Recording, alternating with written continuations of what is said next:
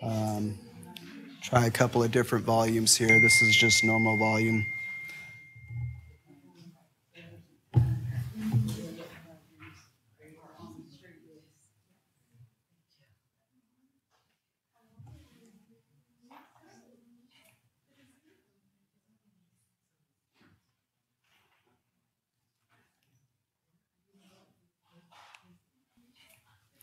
We'll try that now. Let me know.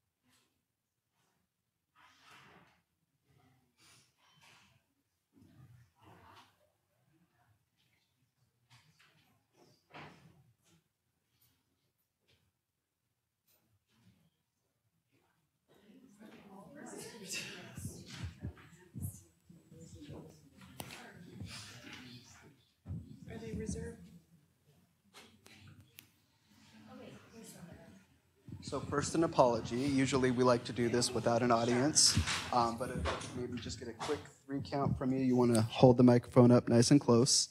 1, 2, 3. Should be on, yeah. 1, 2, 3. Okay, that sounds good. So if you hold it there, you're going to sound okay, and I'll have you do this one. 3, 2, 1. Very good, okay. So we're good. It's very easy with these. So they're all set to the same volume.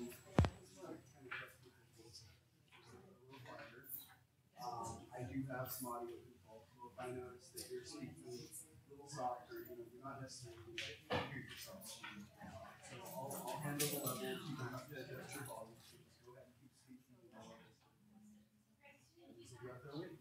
Thank you.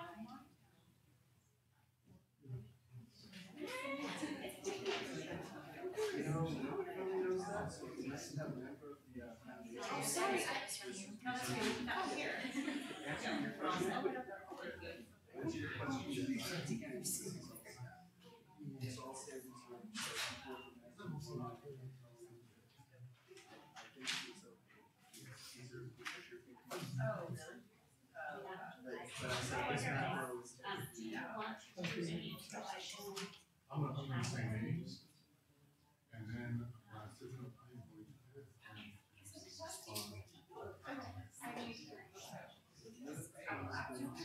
I'll say names. No. So I will get her over and over.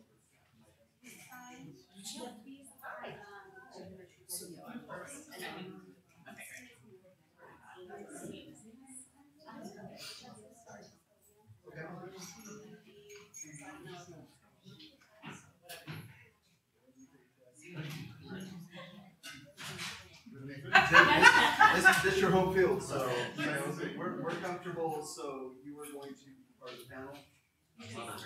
Moderating. Well, maybe if you wanted to fit it for a lapel, that'd be a good fit for it. Yeah, that's good. Absolutely.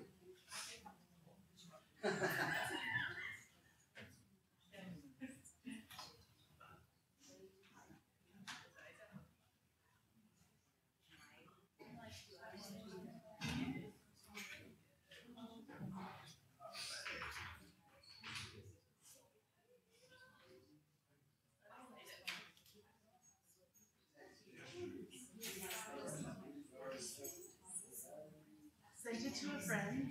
We'll have one other external person.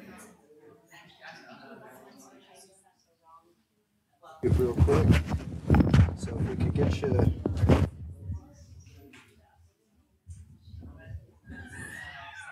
That's on me. Are you sick of the show? Here, I'll show you what it shows.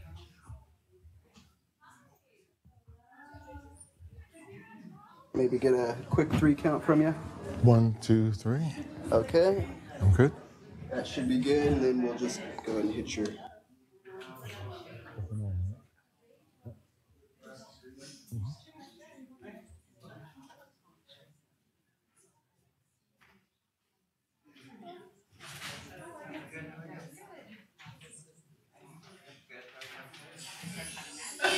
is why I resent it. Okay. It's been resent? Yes. Well, I sent it to.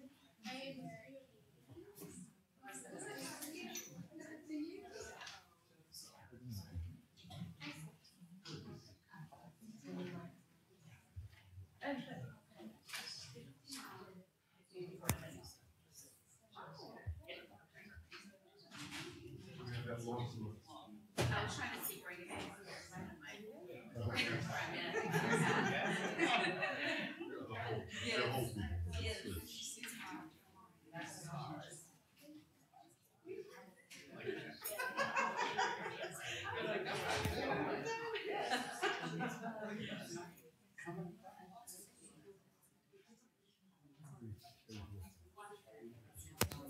One, two, 1, 2.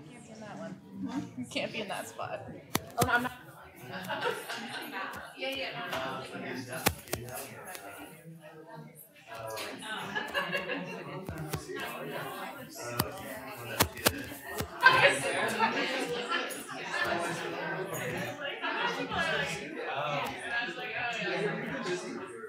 Good, good. Keep you out of trouble.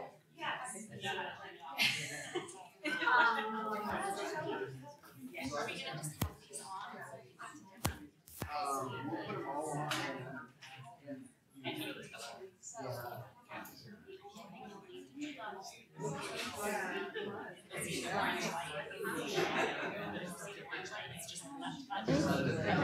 Okay, which is good. Quick.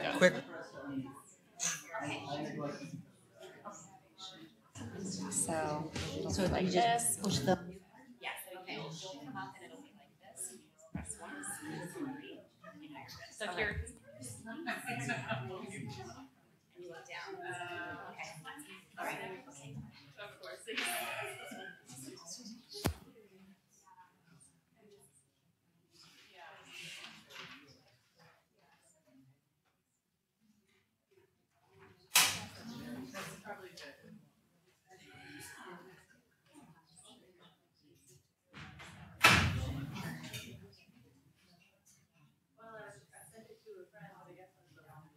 So it's like, never mind, it doesn't work. They're gonna reset, I'm like, I don't know. So, I don't know. Now I'm going with this. So, yeah.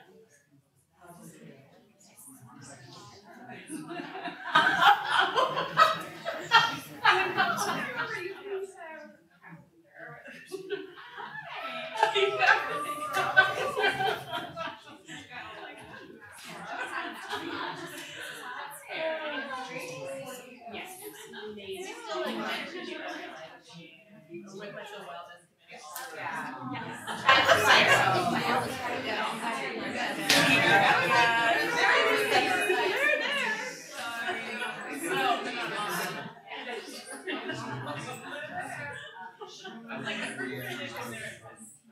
Left once, you're on green. So if you.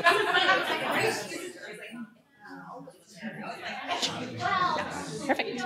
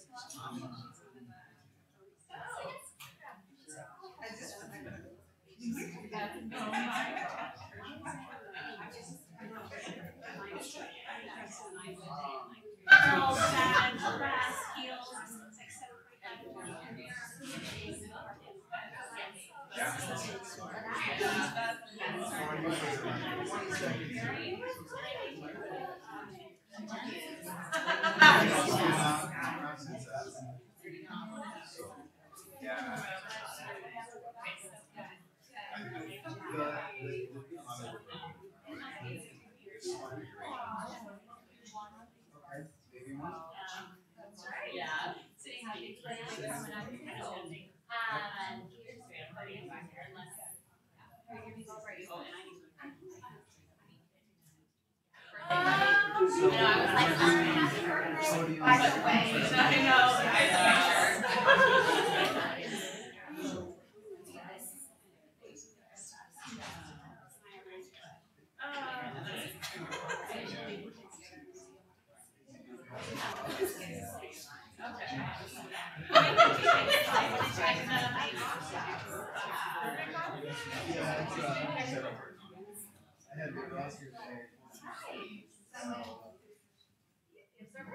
Hi, I'm Gary. Nice to meet you.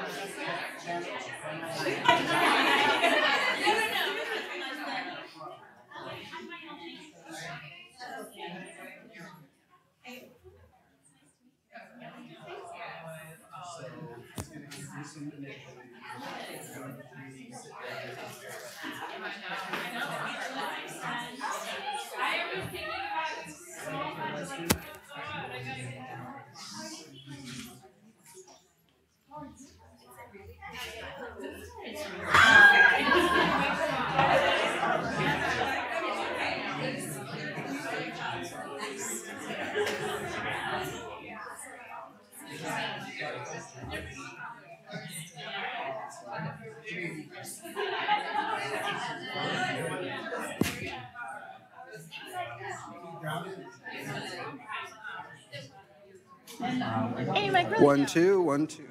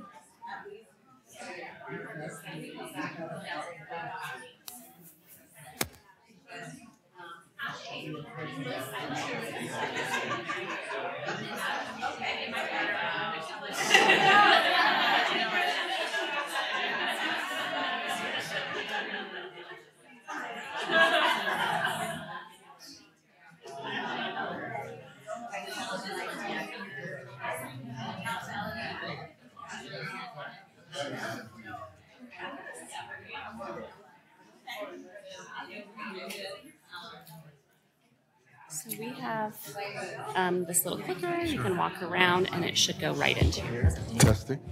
It's working. So that's it. So that's all you'll need. And then let me grab. Josh is going to seat you with.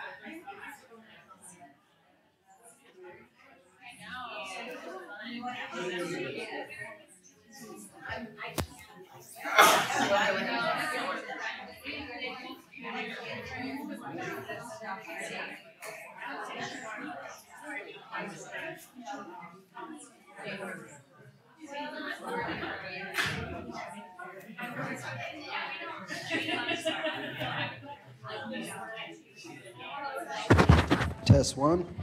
Alrighty. So we got a belt pack here. I'm sure you're more familiar with these than I am. Let's see. Orient it that way.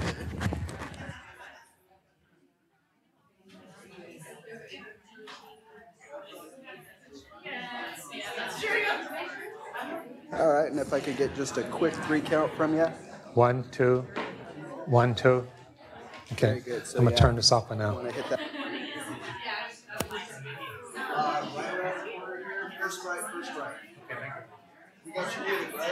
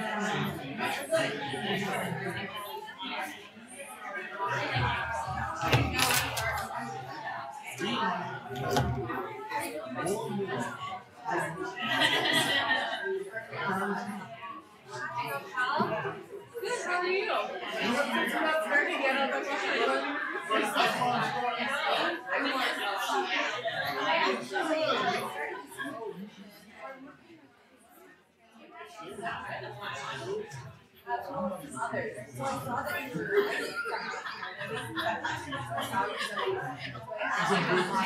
be somebody there.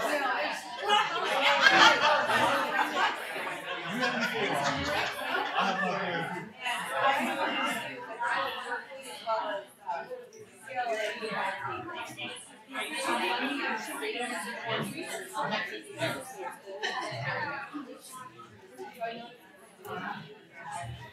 Hi, everyone. Just want to let you know that we're going to get started in a little bit, okay? We still have some folks trickling in from the hallway, so thank you for your patience.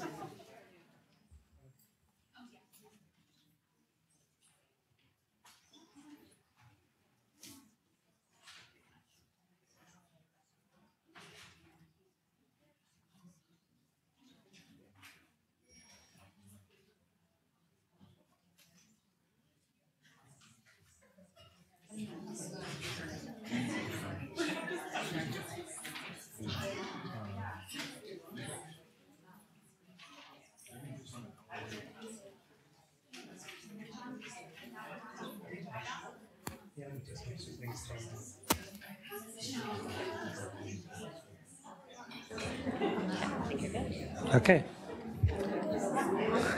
So yeah, if you want, you can press that to mute and then mute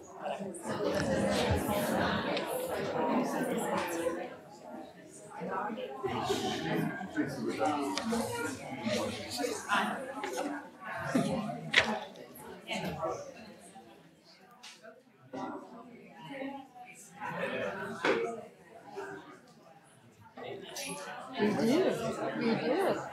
It's good to see you. See, you know exactly what I'm talking about. Uh-huh. You know exactly what I'm talking about.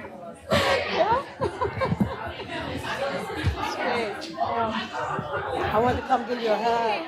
Hi, congratulations on your retirement. I saw that. Oh, no, that's Diane. Oh, I'm like, I thought you said you were retired. Oh, no. Okay.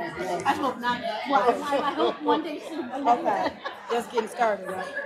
Good to see you. Good to see you. Yeah. You doing well? Yeah. Okay. There you go. All right, how are you? Please don't tell her that. Okay. I was having more hot conversations than she was. Hello. I just Hi. got you. How you doing? My name is Ayu. John Powell. Nice to meet you. He was part of our 2 years ago health leadership fellowship program. So she's great and does a lot of work in the Sacramento community, particularly with mothers who lost their sons. Oh, okay.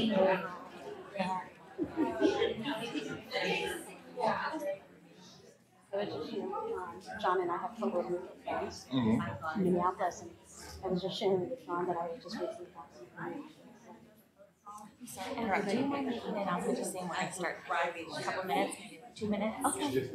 Oh, I was not in the room. I was moving parking. Okay, never mind. You're good. Okay.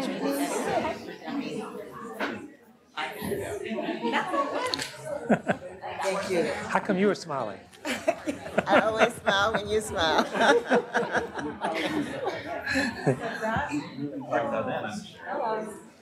So I see, we were just home last week, and took my little supervisor to hospital. I said, "There's this incredible new student and dynamic American, he's not from Minnesota, clearly." And John goes, "Yeah, I know him."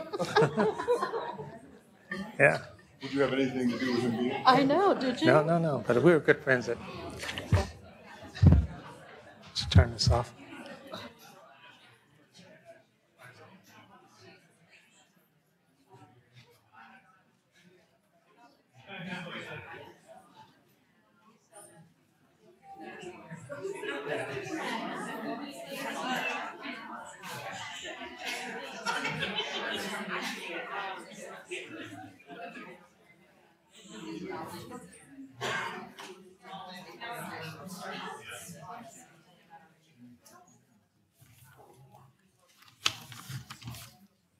Great. Good afternoon, everyone. Can you hear me? Can you see me? Sorry, I can't do anything about that. I'm wearing heels, so I don't know if that helps much. But Well, welcome to the Sierra Health Foundation. It is my pleasure to welcome you to our speaker series event this afternoon. My name is Kai Hang, and I have the pleasure of serving as the Vice President for Programs and Partnership here at the Sierra Health Foundation and the Center. We are really excited about this afternoon's presentation. This is part of the Sierra Health Foundation Speaker Series. Our event today is focused around the theme of race, racism, and otherness. And we are very pleased and proud and honored to feature John A. Powell. We're honored to have an incredible panel of speakers joining John in conversation this afternoon, who will be speaking to projects and values that address issues specific to communities that have been historically, commonly, and currently othered. Before we get started, though, we would like to welcome those who have joined together in our Merced office and in offices and homes around the state viewing this event through our live stream. This has been a very popular event, and for those of you who have been able to get a seat here, we're proud to have you here, but know that there was a very long waiting line. And for those who can't be here in person with us, they are joining us through the various technology. We will be taking audience questions at the end of the panel discussion. We will have a microphone for those in the room, and those live streaming may use the hashtag SHF Speaker Series to send in questions via Twitter. We also invite everyone to use this hashtag for follow-up comments, questions, and ideas for future events. And with that, I would like to welcome spoken word artists from the Sacramento Area Youth Speaks to share their views to kick off our discussion. So I would like at this moment to ask Destiny and Keisha to join me up here. Thank you.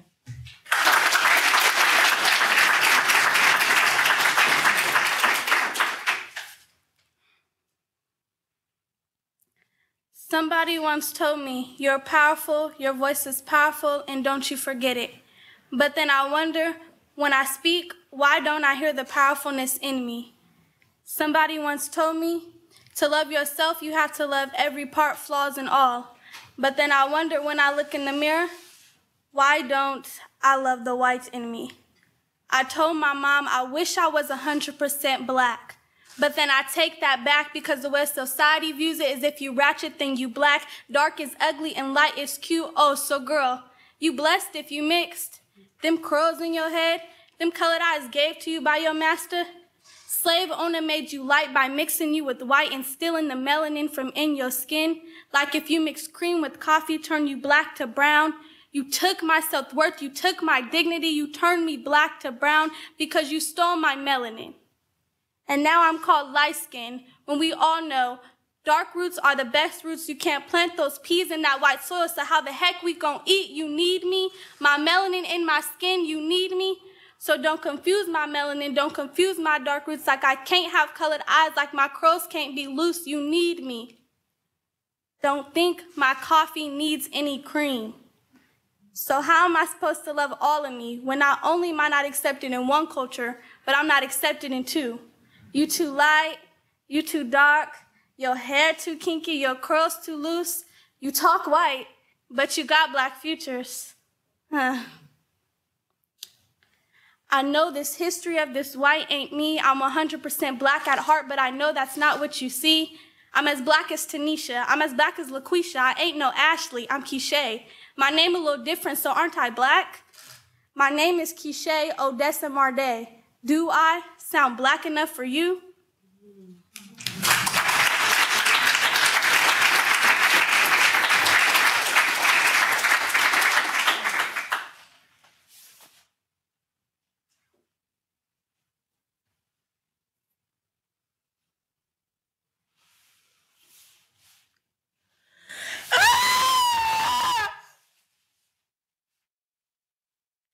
Why we gotta scream to be heard?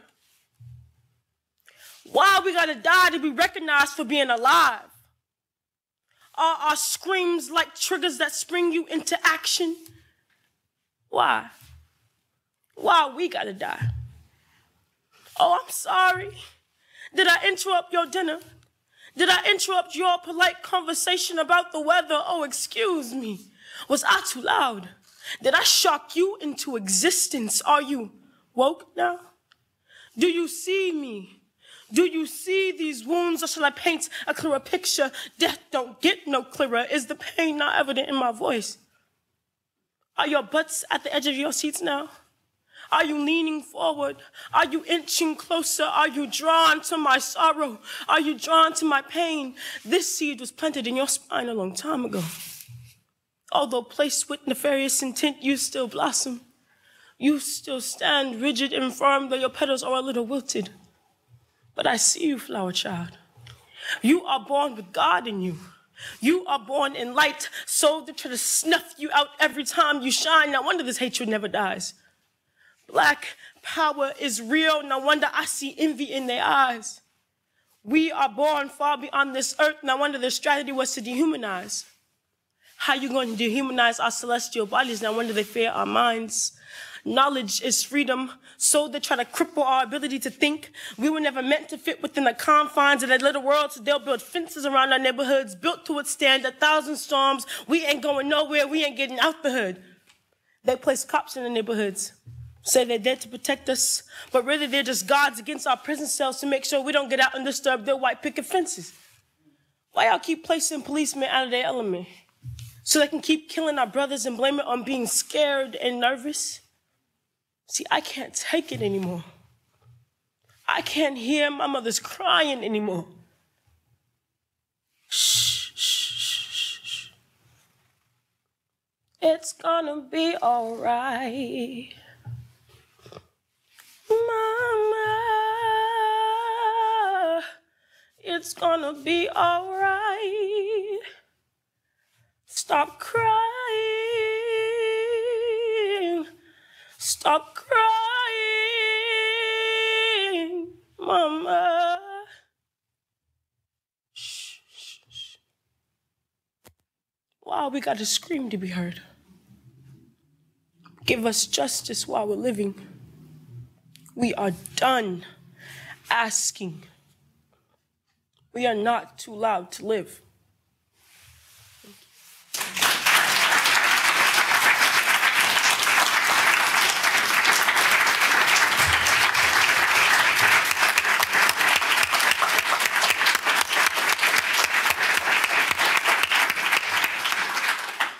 Thank you so much, Destiny and Keisha.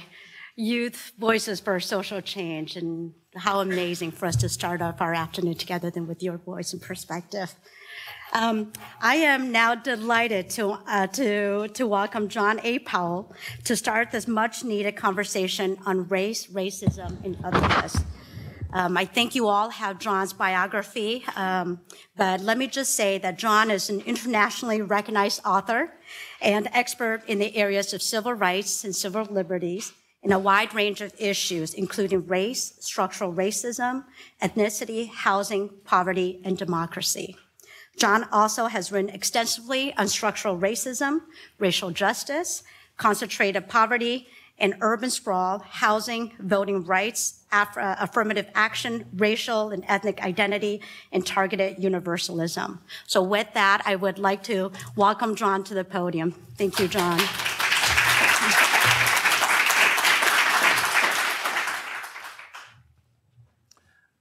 Good afternoon.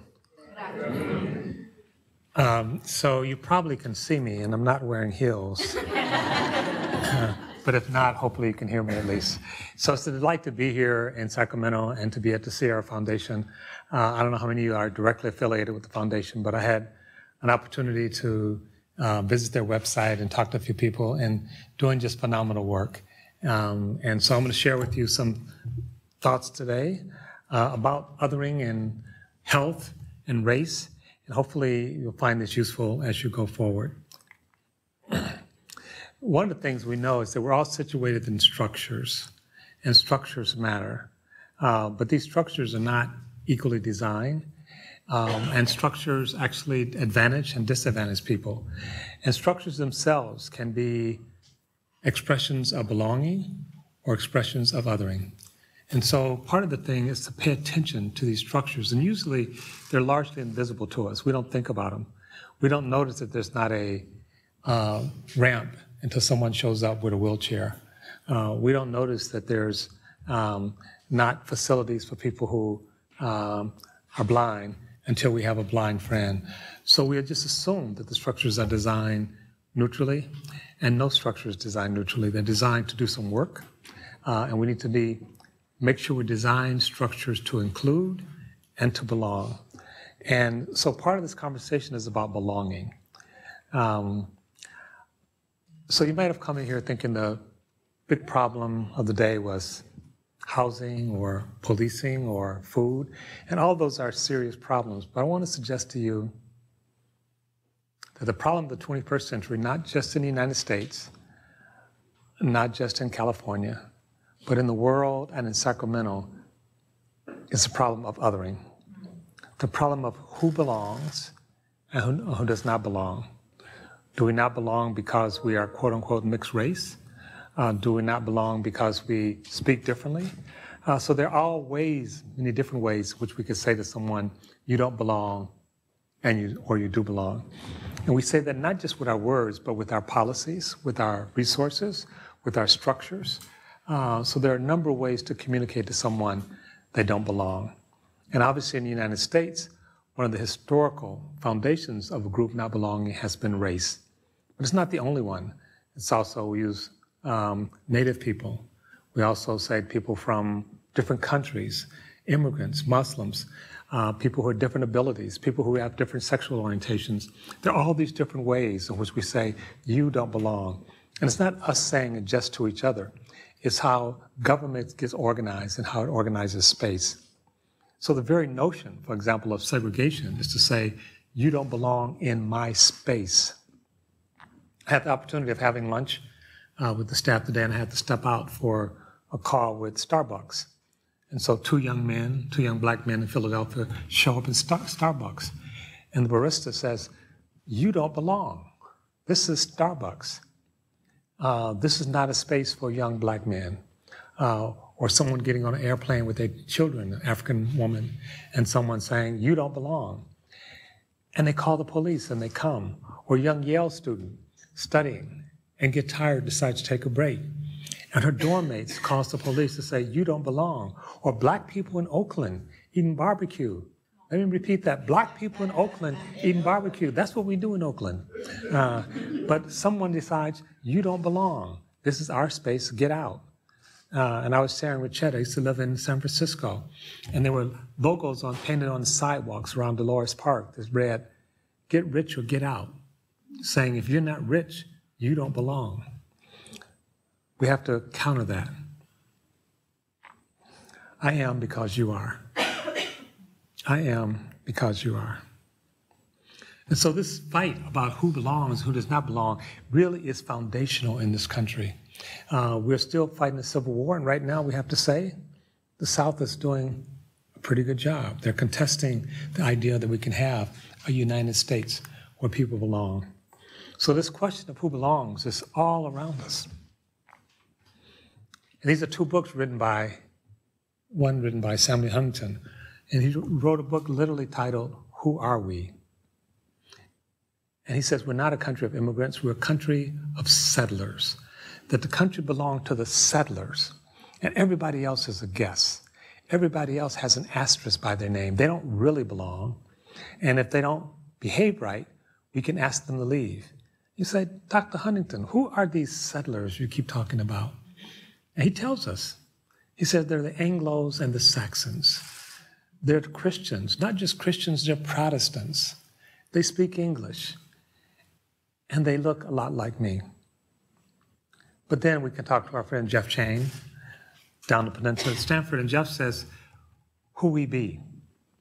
And he says, we be a diverse people. We be people from all over the world with many different languages and customs and religions. And he's written a newer book called We're Gonna Be All Right. Now you notice that Huntington's book is backwards looking. He looks at a past that never was.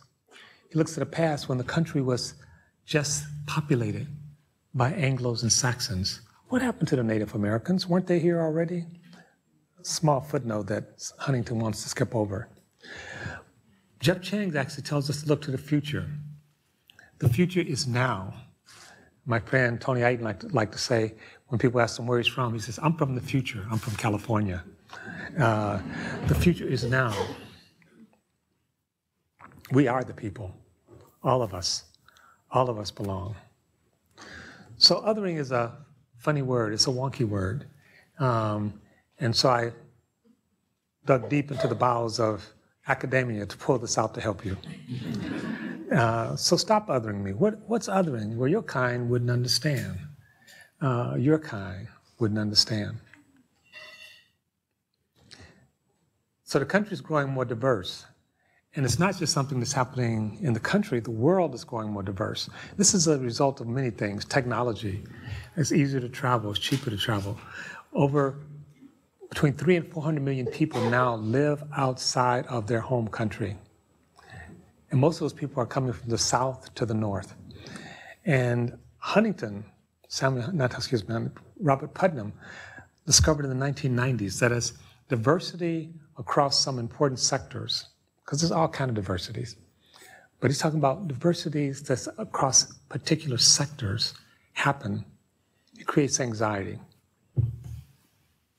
And anxiety is not good or bad, it just is nervous energy, if you will. And anytime there's a lot of change, we as humans have a little difficult time processing. We feel anxious about it. And what we're seeing now is that there's change going on very fast. The country's becoming less Anglo, less Saxon. It's becoming more black, brown, and other. And as this diversity keeps changing, this anxiety keeps growing. When people feel anxious, we actually don't know what to do with it. Why am I feeling at ease or dis-ease? And we use narratives, stories, leaders to actually tell us what to do with this anxiety. To tell us that this anxiety is something we should be afraid of, or tell us we're getting anxious because something good is about to happen. I often use the example of my granddaughter. She's now 8, but when she was 5, she carried her to go to kindergarten. And slightly embellished story, but useful nonetheless. So she goes to my daughter, and she says, I don't know what kindergarten is. What is kindergarten? I'm feeling a little anxious. And so my daughter has a number of options. So one option is to tell this story. Tomorrow you go to kindergarten. And in kindergarten, you're going to meet a lot of big kids. Some of them are bullies. They may take your lunch money. They may say mean things about you. Now my granddaughter's anxiety has shifted from anxiety to fear.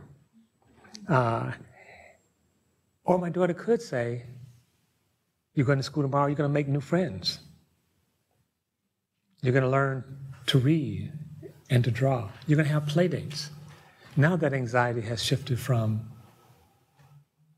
nervous energy to anticipation, positive anticipation, to a sense of belonging.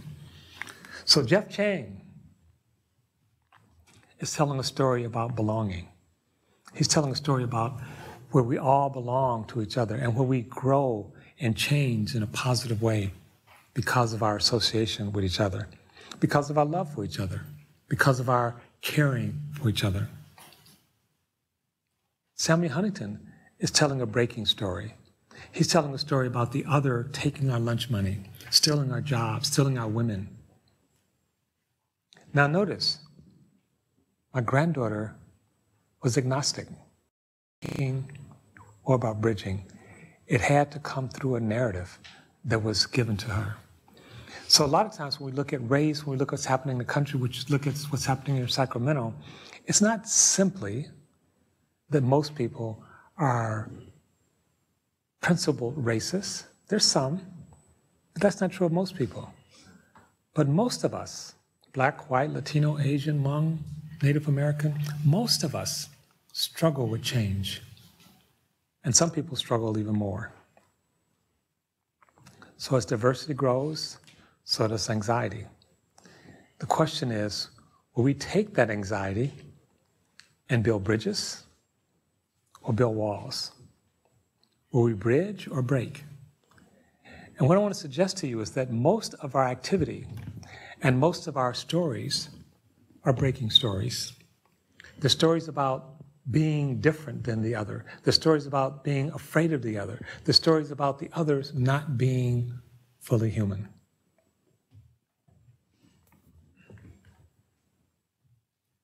One of the things I want to leave with you, those of you in the foundation and those of you who are just caring citizens, is to learn to practice very deliberately at first, bridging. Build bridges. But as my friend Bell Hooks says, bridges are made to walk on. So when you become a bridge between emerging communities, for that first few minutes, first few weeks, first few days, you may be walked on. Why do you care about those people? They don't look like us. They don't dress like us. They're not your people. Bridges are made to walk on. In that way, it's easier to break. It's easier to claim a small we, to define your people as people who look like you. What does it mean to look like me? Does it mean to be 6'3"?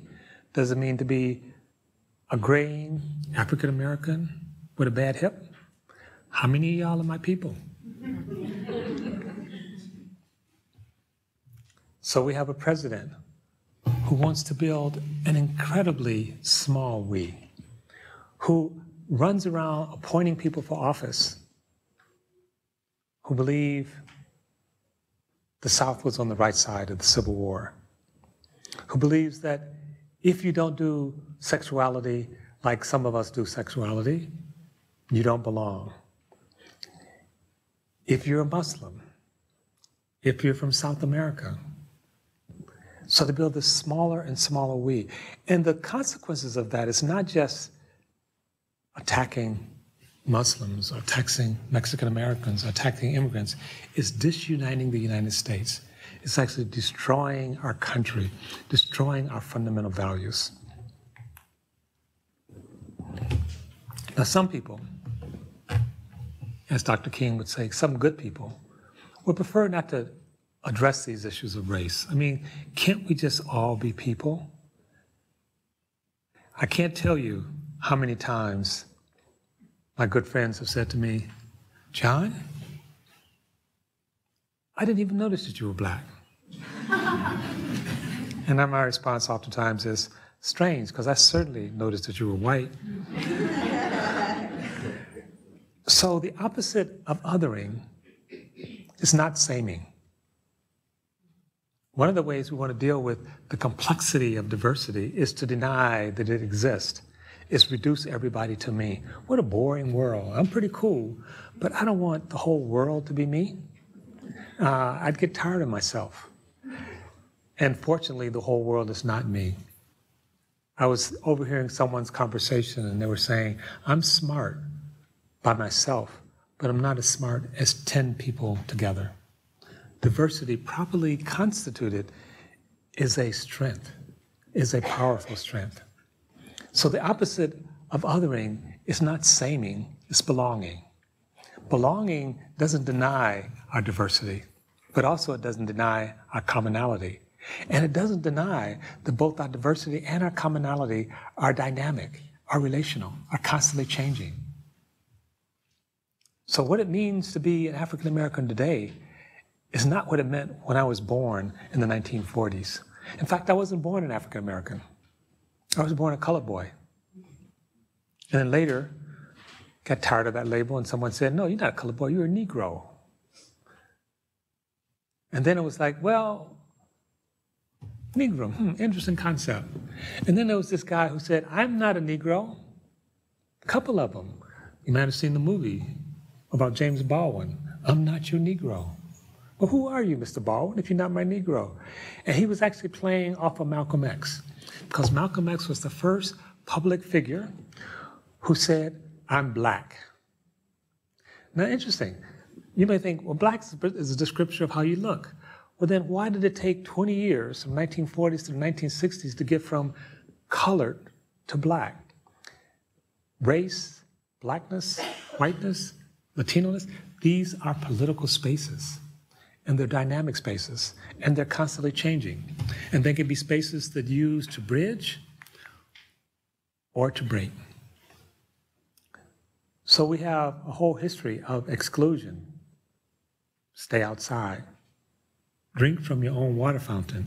Oh, if you live in Flint, or maybe in the Central Valley, you shouldn't drink at all. Water's not so clean. So when we break, it's not simply how we think about people, it's how we treat people. It's how we organize opportunity.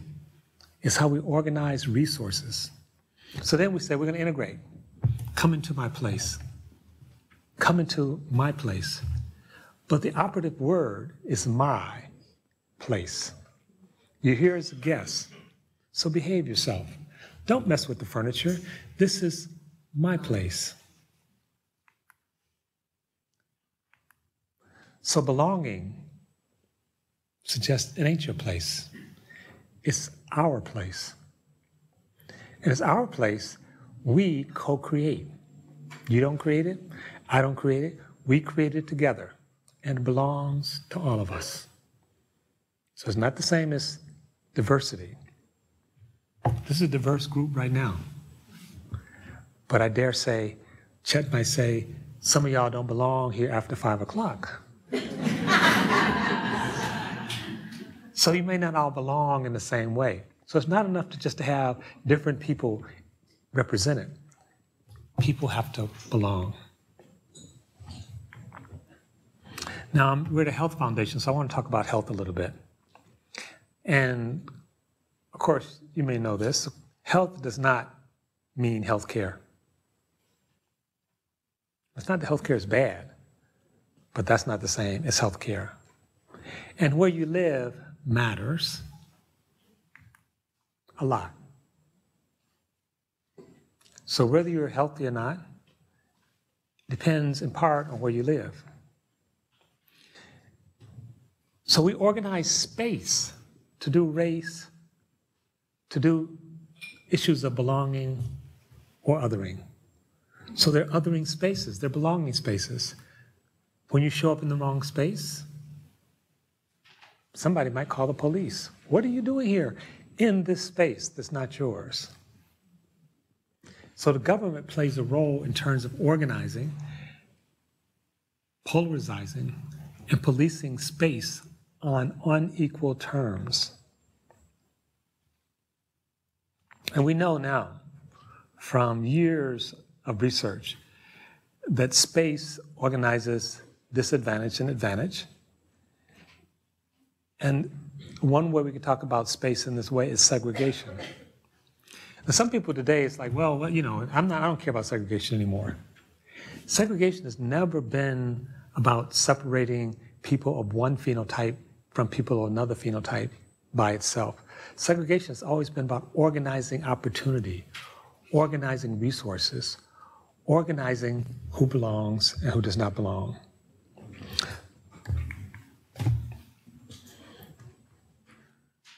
Space tells you who gets municipal service, purchasing power, where are the good hospitals, where do we concentrate property crime, where are the environmental toxins, where are the abandoned buildings. Now, it won't surprise you that blacks and people of color generally have worse outcomes than their white counterparts.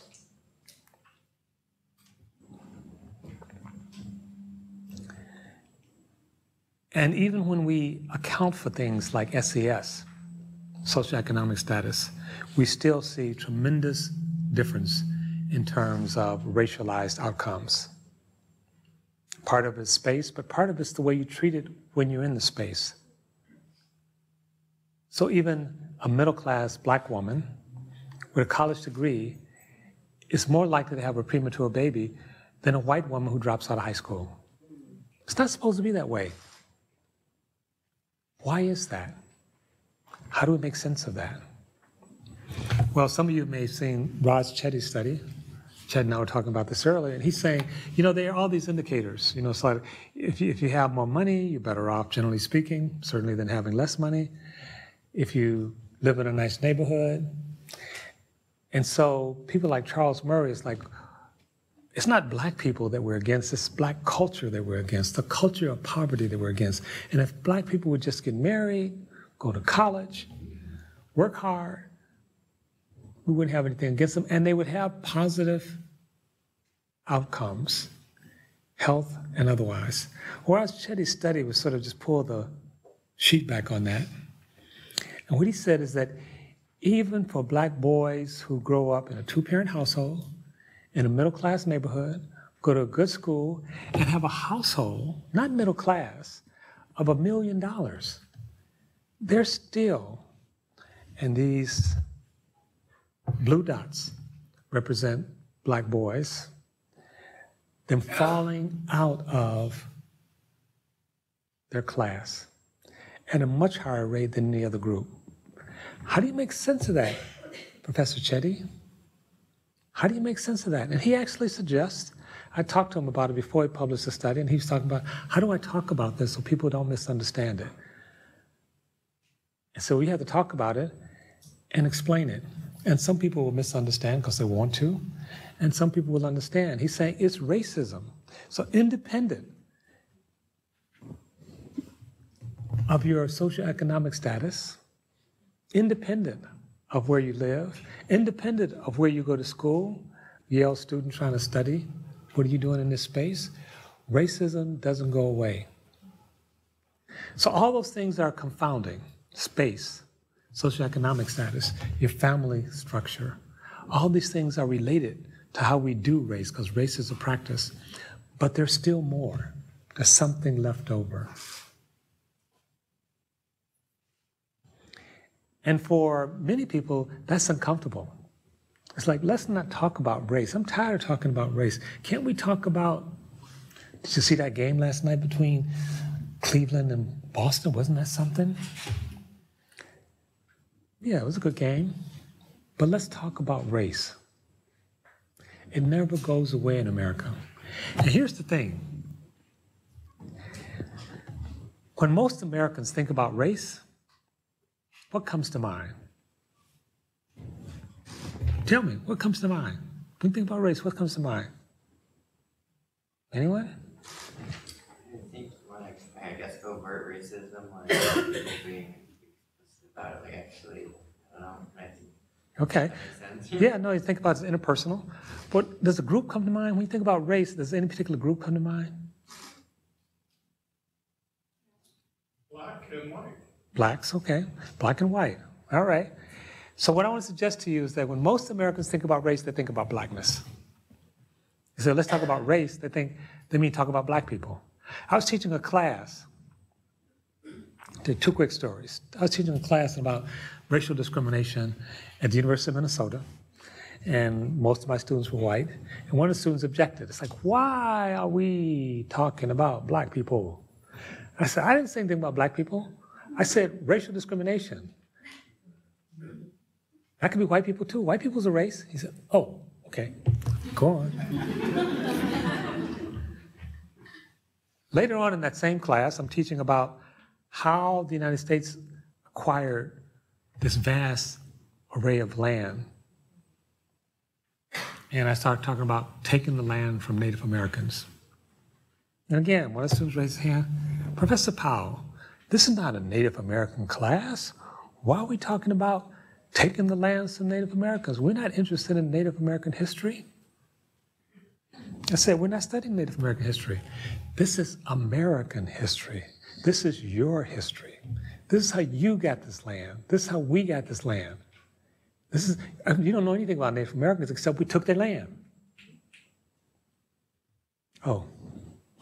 So what I want to leave you with as I move on to my PowerPoint is that race is primarily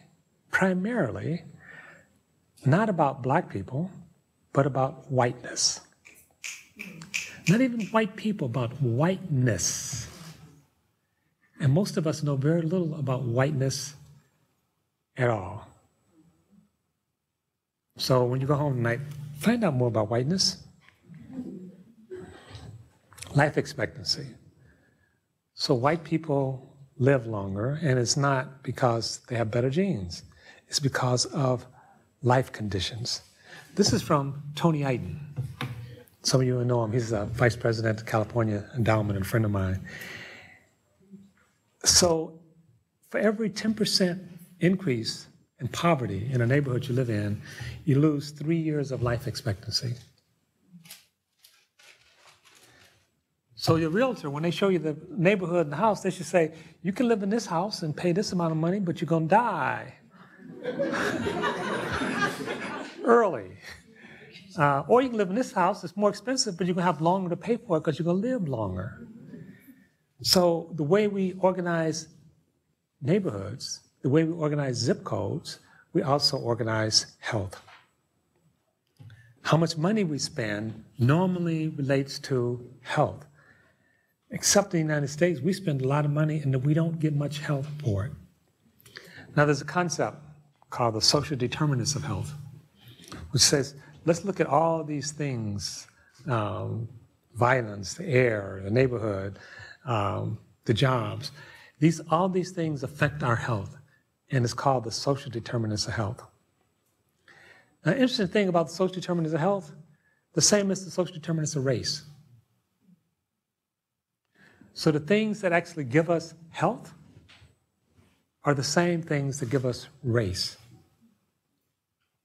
Race is a set of practices, and they have to be worked at. They have to be put in place, and and if you leave them alone, they start to drift. And if you don't believe it, look at any 2 census data sets. There's not consistency from one 10-year period to the next 10-year period. Race keeps shifting. We keep changing our mind. Okay, you can be a colored boy. All right, you can be African American. Okay, you can be something else. We keep changing our mind. And the social determinants of race is the same as the social determinants of belonging.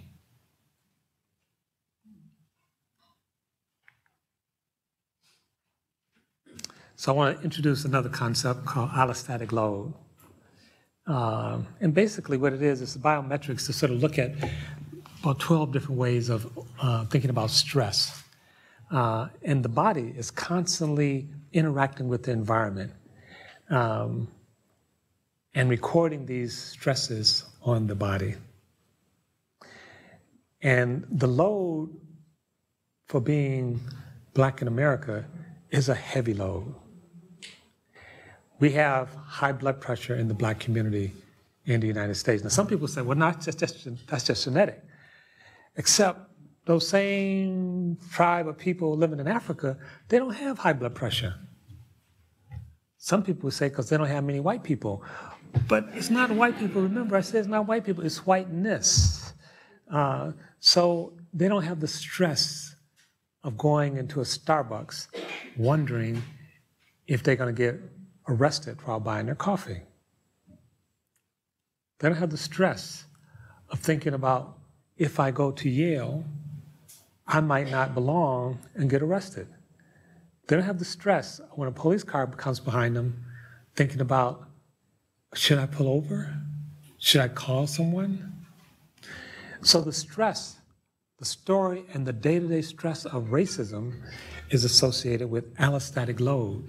There's a load to be Black in America. There's a load to be Native American in America. There's a load to be non-typical, non-normative in America. Because we tend to create small we's. Now, networks matter. Networks is how you get your job. 83% of jobs are through networks.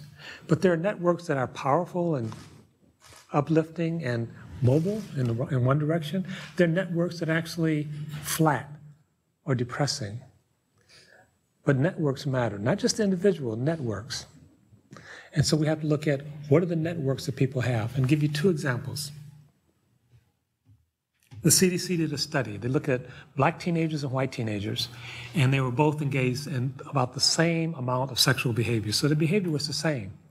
Their outcomes were dramatically different. the black students, or black teenagers, were much more likely to have sexually transmitted disease than their white counterparts, even though they had the same sexual behavior. Anyone want to venture a guess as to why you had different outcomes with the same behavior?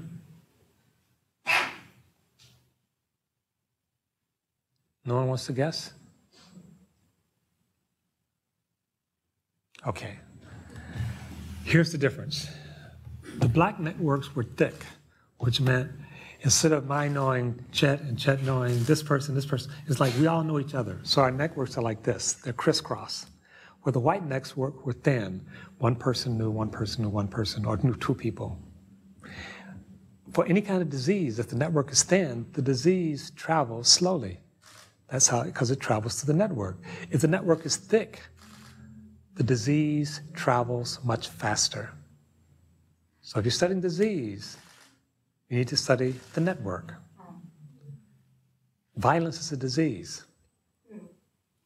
And so disease travel much faster in a thick network, but so does positive stuff travel much faster in a network. Now, the highest suicide rate in the country is among Native Americans, Native American youth. The reason is networks.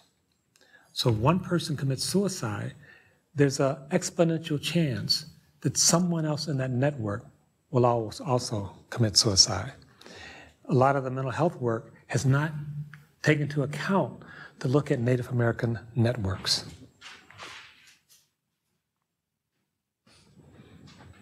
So a predictor as to how well we are doing is determined by our networks. If you're trying to get someone to quit smoking, the best thing you could do is introduce them into a network of people that don't smoke. I already talked about our environment, and there's a concept called ambience belonging. Ambience belonging. Does your environment communicate to you that you belong or don't belong? When people don't belong, they don't do well. Mentally, they don't do well at their job. They don't do well in terms of their health. You notice oftentimes when there's unfortunately, way too frequently, another shooting in America, the first thing they say is, usually he, about 90% of those shootings are men. He was a loner. That's one of the dominant characteristics. So one of the things to think about in your network is, who do you call when you need something? So your network can be people you know, or your network can extend beyond people you know. It can be institutions, it can be organizations. Who do you call when you need help? Now think about this situation. Let's say you're a young man, young African-American man, and you're walking down the street at night and it's starting to get dark. You're in a neighborhood you don't really live in, but you have relatives there. And all of a sudden, a car starts following you. No, this is not the movie Get Out, although it could be. You're worried, though. You're concerned about your safety. Who do you call? Who am I talking about?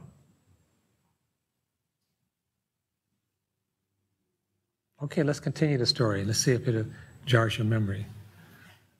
Let's flip it a little bit. So instead of the young man walking down the street, you're another young man in the car.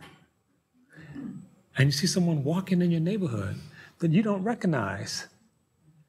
And you're worried. So who am I talking about? What? Trayvon and Mark Zimmerman. So your network. You're Mark Zimmerman.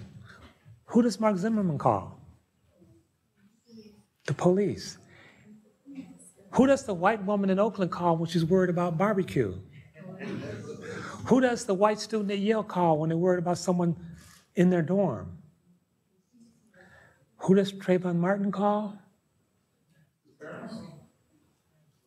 His girlfriend. Think about that. You're walking down the street, it's getting dark, a car is following you. You don't call 911, you call your girlfriend. For Trayvon Martin, the police is not in his sphere of network.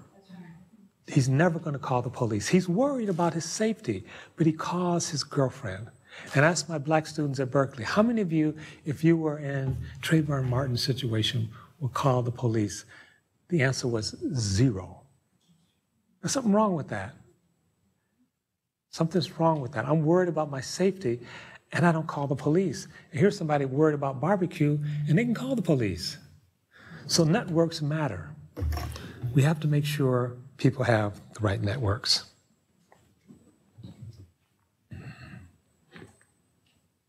So here are some allostatic load examples.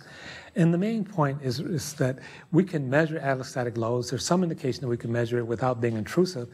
And when all these things are high, it means we're not healthy.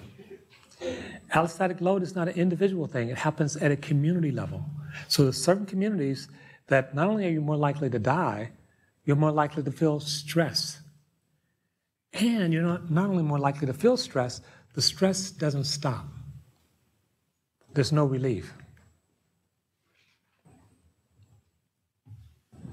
So notice, between white and black, with the purple being black, the gap between allostatic load keeps going up as we age. So our health is strongly influenced by our environment. So I'm going to start wrapping up, but I want to leave you with some ideas as to what you might do. So one is to transform the system. In order to do that, you need to work collectively. I'm not going to talk about it today, but the Sierra Foundation is already doing it. You need a targeted universalist approach. You need to build power. And you need to change the story. You need to think about partnerships where you align infrastructure and structures. You need to scale to play big. And you need to identify strategic allies. You need to build and support bridging and belonging. Now here's a pitch I give to foundations as often as I can. Very few of them listen to me when I say this, so y'all don't feel any pressure. But you need to support work that's explicitly bridging and creating belonging. And I've written papers about this. I'd be happy to send them to you if you just promise. You don't even have to read them. Nobody else does, so why should you? But anyway, my family, they're really great. It's like, that was a great paper you wrote. I don't know what you were talking about. But anyway. Belonging is actually, what I'm suggesting here is that belonging is maybe the most important. In fact, I've written a paper saying that. It's the most important thing a society gives us withhold from people. It's more important than food. It's more important than housing. Because if you belong, all those things flow from that. And if you don't belong, none of those things flow from that. So it's hard to do social policy for people who don't belong. There's a part of the brain that lights up when we see another human being. Nature thought, wouldn't it be cool if humans could recognize each other? And they said, yeah, let's put this in here so they can recognize each other. So we literally have a part of the brain that lights up when we see another human being. Now here's the rub. When someone doesn't belong, when someone's deeply othered, that part of the brain does not light up. We literally, at an unconscious level, do not see certain people as people. And in fact, what does light up is the part of the brain associated with disgust. Now think about that. So here's a group of people I see as disgusting, not as people, and someone says, could we raise a few taxes to house them? Why would I do that? They're not even people. So what I'm saying is that belonging is critically important for everything else we're trying to do, and that the one way you get people to belong is through bridging. These are our people. These are my people. Tell empathetic stories. Make sure people are fully humanized. And the other thing that I want to suggest, especially to the Sierra Foundation, allostatic load is at a community base. So allostatic unload. How do we actually get allostatic load down? Now, very quick story, and I'm going to wrap up. I have a 97-year-old father. He keeps creeping along. I don't know how long he's going to keep creeping along, but when I get ready to go to India, he was in his 50s, maybe 60s, but I think he was in his 50s or 60s. And he said, John, he doesn't make many requests to me. He said, John, I don't know if you should go so far away because I'm not in good health. So I didn't go to India for like 4 or 5 years, and I thought, this could go on forever. So I went to India. My father has a lot of medical problems, heart problems, blood pressure problems. Here's the thing. If you think about for yourself, or your family members, almost no one just have a heart attack. Oftentimes a person walking down the street, they're playing ball, my heart stopped, I'm feeling pain. That's not the way it works. The way it works is that your allostatic load starts going up, but it's asymptomatic. That is, I'm not aware that my heart is feeling stress until it reaches a critical joint. But we can measure that way before. So I can say, Chet, you look good, but I think you're starting to feel stressed. So in neighborhoods, what I'm suggesting, because there are other pretty simple ways of doing it. Part of it is through the technology. There are rings you can wear. There are the iPhone now, and it's not a plug for Apple, even though I consult with them. The Apple will actually send you a notice saying your heart is acting up before you know it. So you're not going to get a surprise heart attack. So I'm suggesting in communities we should create baselines for allostatic load. When it starts getting above a certain level, we should come up with the appropriate intervention before the heart attack, before the traumatic experience. Because children are not going to learn as well, parents are not going to parent as well, and people are going to die unnecessarily unless we actually catch these loads early. So make interventions to get the load down. There should be a cap that once a child's load gets so high, you don't have to take the test today, honey. You're having an allostatic load attack. Come back tomorrow when your load is down. This is a South African word, it's a Zulu word. It means, it's sababanu. It means I see you. Not that I notice you. When you go, when they talk about blacks being followed, they're not being seen, they're being noticed. What being seen means is I see you, including all your ancestors before you, your children and those after you. It means I see the full person. I see you. We all need to be seen. And the response is, I am here. I am fully here because you see me. I am because you are. And of course, the last quote there is by Cornel West, which is that justice is the public place of love. And it's important that we have people at the table. This is a video which I'm going to leave with you. And he talks about how after 9/11, women from the Middle East and Arab countries start having a lot of premature babies. Not because anyone attacked them, just the stress of being a Muslim or from a Muslim country after 9/11. And if you want more, my book is still on sale. And if you buy it, I'll give you a discount. Not really, but anyway, thank you.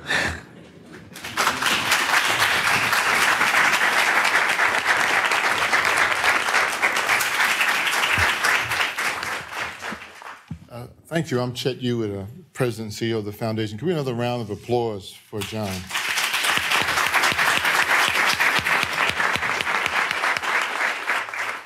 My task today is to do two things. One, I'm going to introduce and call up front two individuals who are going to provide some feedback to John's comments. John will join the panelists. We'll have a conversation, and we'll keep it short enough so that you can ask your questions as well.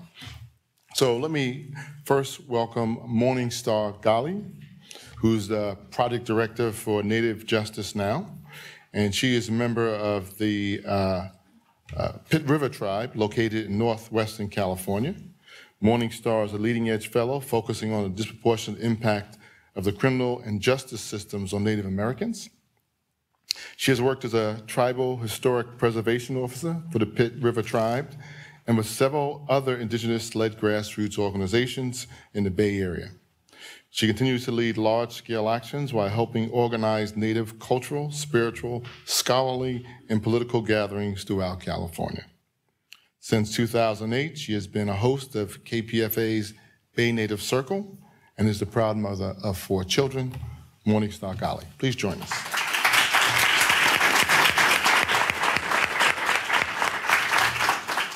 We also have Virginia Knowlton Marcus, who's Director of Legal Advocacy for the Disability Rights in California. Virginia is a nationally recognized disability rights attorney who has been advocating for disability rights at the state, federal, local, and international levels for 25 years. Virginia returned to Disability Rights California in 2017 as Director of Legal Advocacy to lead a team of 125 lawyers, advocates, and other staff dedicated to advancing the civil rights of people with disabilities. She previously worked at DRC as Director of Public Policy.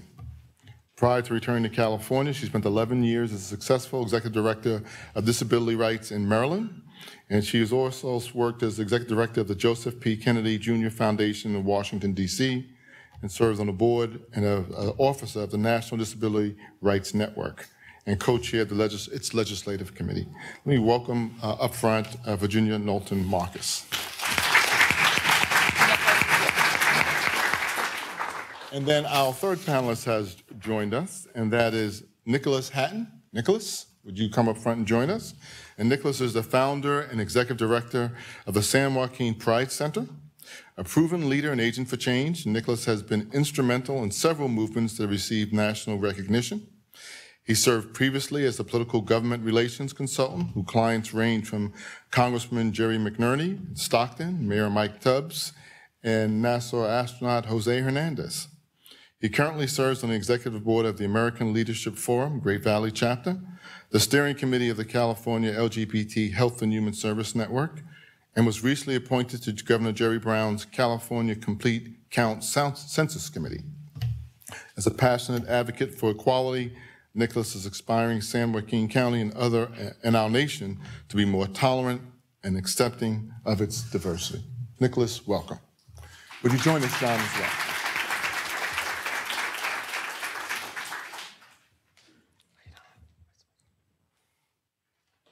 I'm going to start off this conversation by just asking our guests, and we'll start with you, Virginia, just to respond to John's comments and put it in the context of your work around inclusion as you try to counter otherness as relates to your work with the disabled community.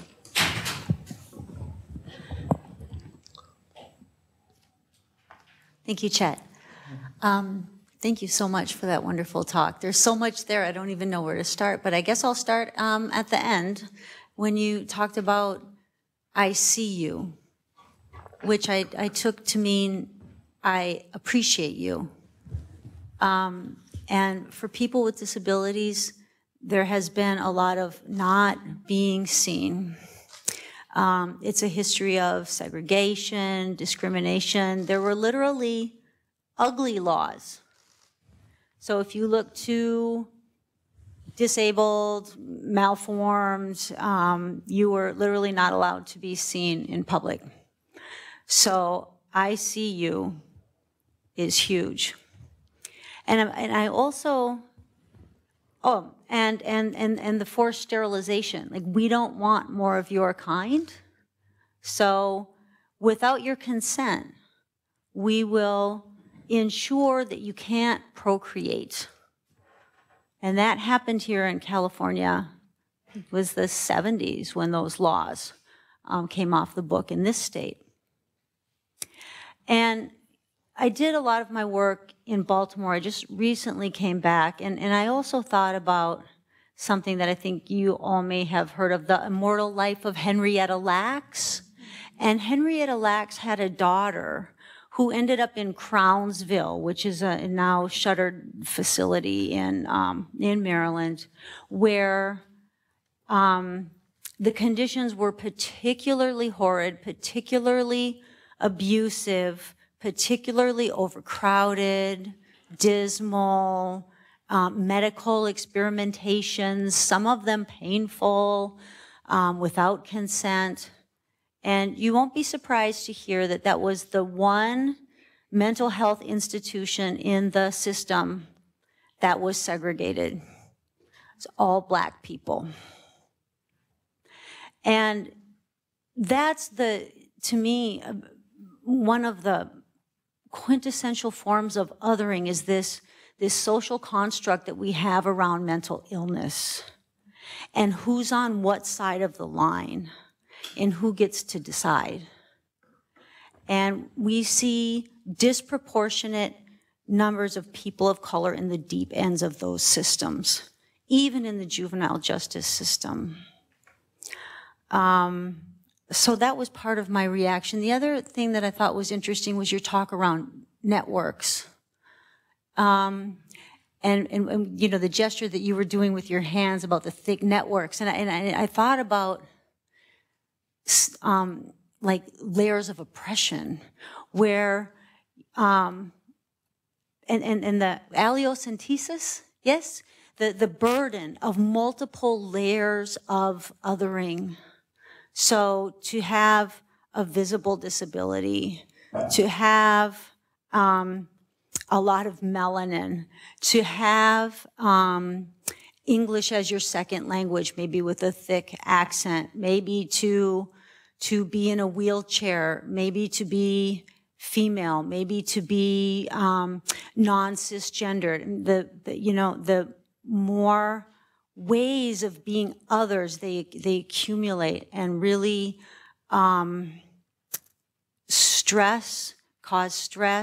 cause illness, cause premature death, cause suffering. So if there are solutions that we can talk about to get to ICU, that would get us a long way towards where we need to go to end mass incarceration, to end the violence that we see in our society, the discrimination, the racism, and it just seems so simple, but it's so difficult, you know, just I see you.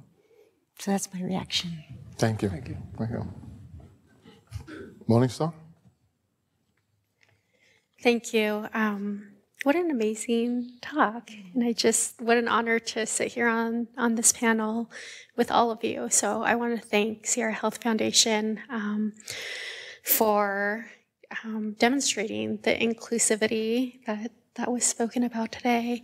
I want to say that the beginning of the presentation where there was mention that we are still in a civil war, and I think that can go along the lines with, especially here in California, not only is there a civil war that this country is currently engaged in, but there is also the Indian wars that have continued. And so for California's indigenous peoples, just in the last 160 years, it wasn't that long ago. It was just 2 to 3 generations for my ancestors that were able to survive the state-sponsored genocide, that were able to survive the $1.5 million bounty that was placed on our heads. And so it doesn't look today like the bounties for our scalps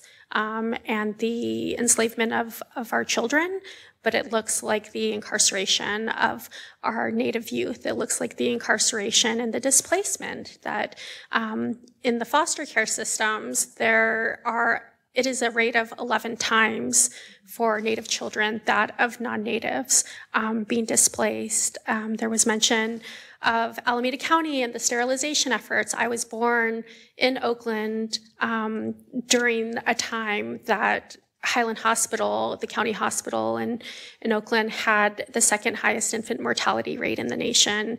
And so my parents, who were active within the American Indian movement, made a very conscious decision to birth me at home. And I was one of a number of series of babies that were born at the Aim for Freedom Survival School. And it was very much that, to aim for the survival of the next generation because of the forced sterilization efforts on Native women, and in just addressing the statistics. We look at that today. We look at, how this country was founded on, sexual violence was used as a tool of colonization against Indigenous women. And we look at that today. We look at, the percentage rates. We had a conversation during lunchtime about policing and police violence. And when 74% of Indigenous women know their rapist, know their assailant, how is it that you call the police? How is it that you feel that you are safe within your community? And again, going back to connections, when our communities are so small and so intertwined, how is it that our young people can feel safe? And thrive in those environments in relation to their socioeconomic status. Neil? Well, I want to echo what Morningstar said in thanking Sierra for having an inclusive panel here. For somebody who's LGBT and also not from a major urban hub, it is rare for us to have a voice, and then to have a voice that is from a person of color. So I greatly appreciate being invited today. I couldn't help but think about the importance of policy, as you brought up. And I think we here in California have kind of kidded ourselves into thinking that we're leading. I'm a part of our Democratic Party, and so I went to their convention down in San Diego, and their theme was the Big Blue Beacon. And I just thought how arrogant of us, because while we do advocate and successfully legislate policies, those policies don't reach everybody. And 40% of LGBT people live in parts of California where the policies don't get implemented. And the mandates go unfunded. And the majority of the money that is raised towards our LGBT movement go to that other 60%, hugely disproportionately. So bad that in the Central Valley, my organization was the only organization that had staff for 5 years. For 5 years, we were the only organization that had staff to support our community.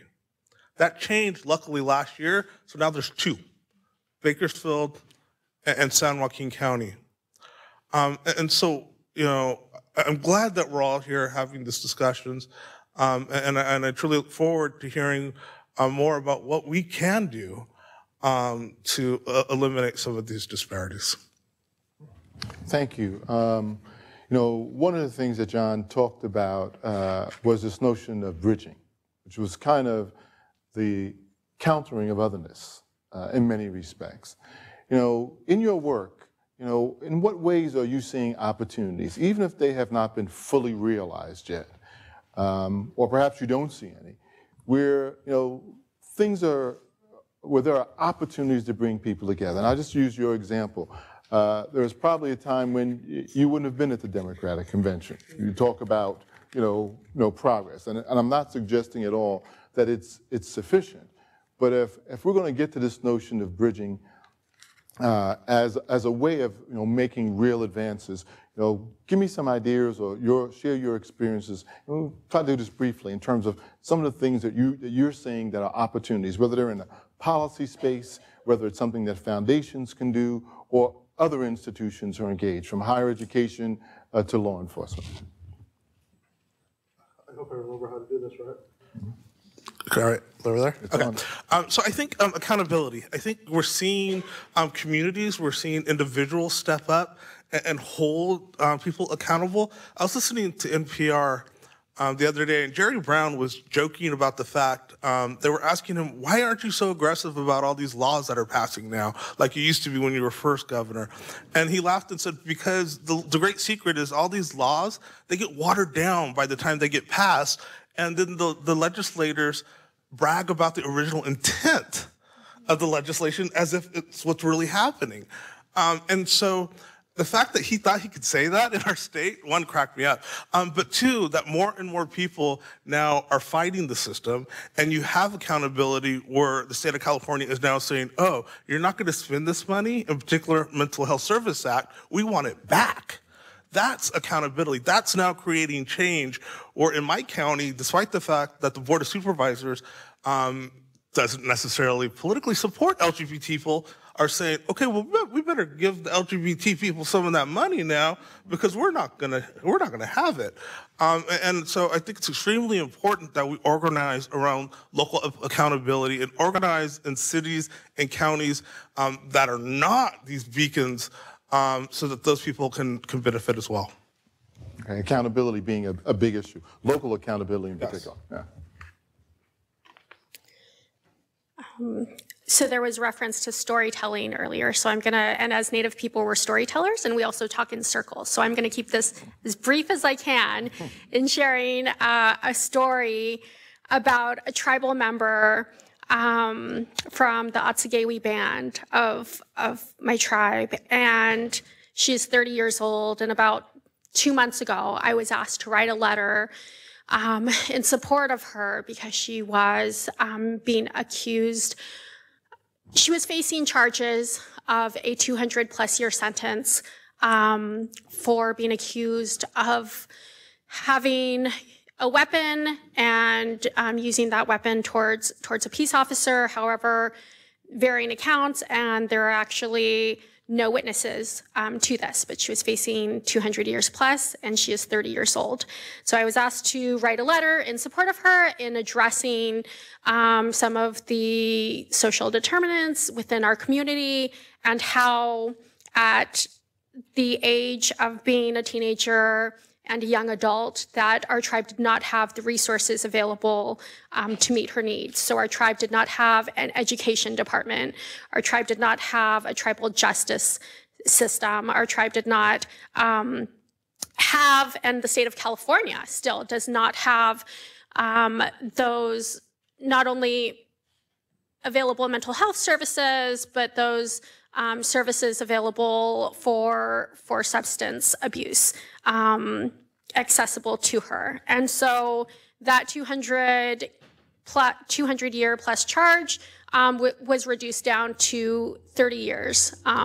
It just got the information this week. But how is it that you can celebrate that a 30-year-old who's just starting out their life and had all these varying factors is facing 30 years, which she'll possibly serve, 1/3, the 33.3% to 1/2 of that. And so when she's released at the age of 40 or 45, as a felon with, not only as a prior felon, but also as a violent felon, what chance does she have when she's released? And so I think that when we speak of opportunity, there's always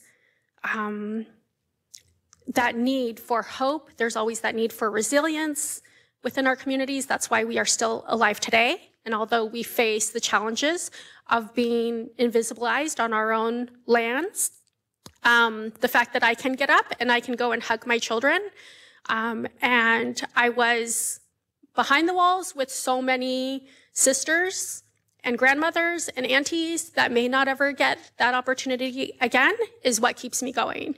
And what, is the reason why I'm here today, to be able to share these stories and share these are the current realities within our tribal communities, and to somehow be a voice so that we can support not only this sister, but so many of our tribal youth and relatives that are currently behind those walls. Wow. Same question, which is I'm going to ask you to kind of think and be brief as you possibly can. But where do you see some opportunities to do some of the type of bridging work that John was talking about as well?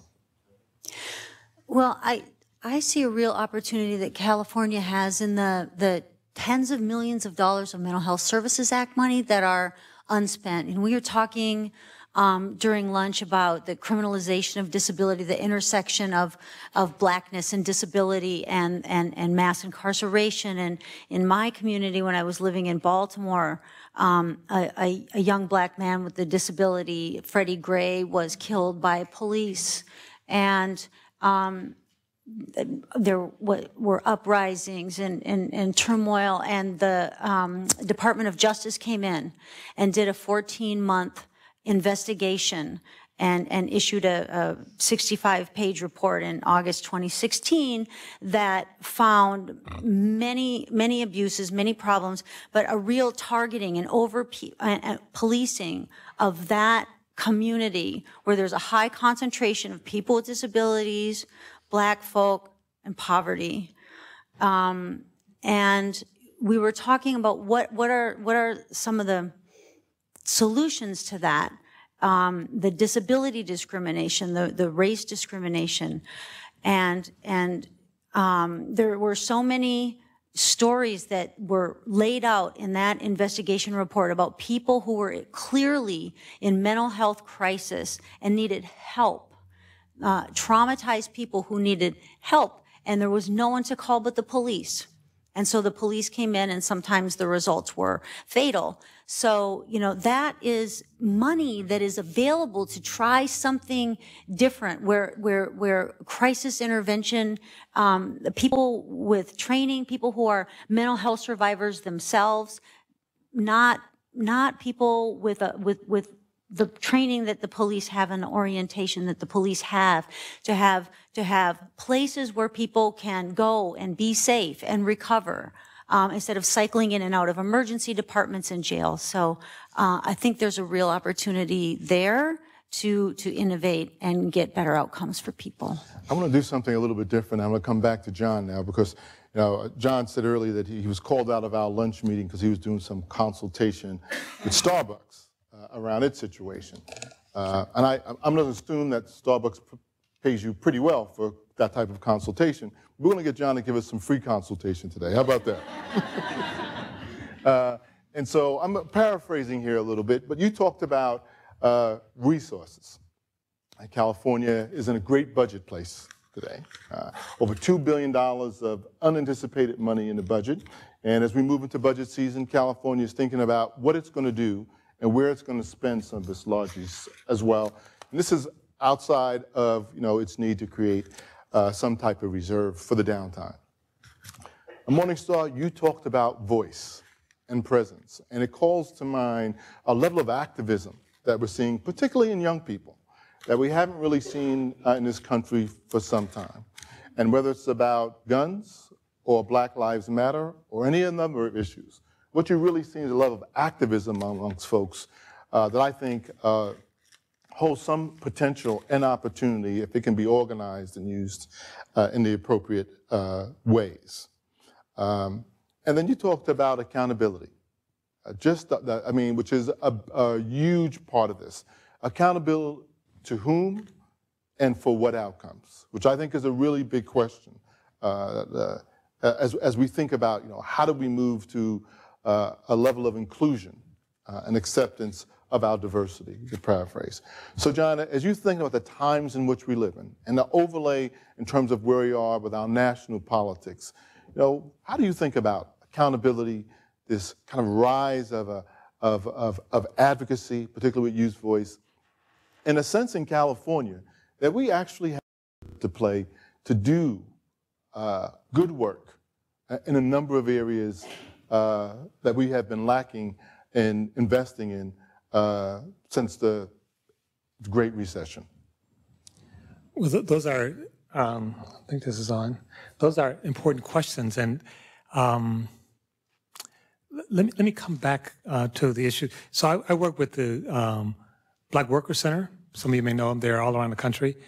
And going back to your original question about bridging, so I talked to some of the centers. So they're trying to move people on the issues of work and basically, rightfully so, saying that blacks are underemployed and we need to address that. And then I remind them of the point that the group that's most unemployed as a group are the disabled groups. And I say, why don't you bridge? And of course, a lot of those disabled people are also black, but why don't you bridge so that this is people who are underemployed and bring in the disabled group? Now, most of them haven't said yes or no, but it's a bridge. And you're saying the issues are related, but they take on different forms. Just to give you one other example, it's another group I'm working with in Michigan. They got a large pot of money to do work around drug problems. And I said, okay, I suggest that you actually situate your work in rural, suburban, and urban Michigan. You're going to bridge between 3 different populations who actually have different ways of expressing the drug problems. Then you build a story and a connection so that people get to see that these problems are migrate across these differences. And they said yes. So on the issue of activism and accountability, I think it's complex in a couple of ways. The sort of bad news is activism doesn't translate into change just by itself. And unless you actually, in some ways, figure out how to change institutions, activism does not necessarily translate into long-term change or even civic engagement. I'll give you a concrete example. I talked to Chet about this earlier. We're doing a lot of work around water. So we look at in Flint, which people are very exercised and active on the issue of water, being poisoned by the water in Flint. But then we went back and sort of tracked them to see how much of that turned into engagement beyond the water issue and toward institutional change. It was almost zero. So I guess I would say if you want activism to actually be more than just, not to be disparaging, but a protest or a march, you need to actually build it in and think about it. And this is actually really important. If you think about Arab Springs, I was teaching at Berkeley when Arab Springs happened, and my students, and I was supportive of what was going on in the Arab world. And they said, so do you think there's going to be some radical change in the Arab world? I said, probably not, because it doesn't have any kind of institutional legs. And in fact, the people who had the institutional legs were the right wing, and they came in and took it over. So there's more than just activism. You need, and now, I'm giving you all this free advice. If you don't take it, it's going to be a heavy charge.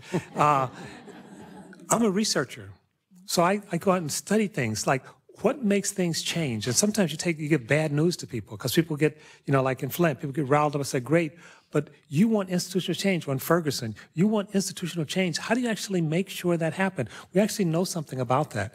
And the last thing I said, going back to, you want government to be accountable.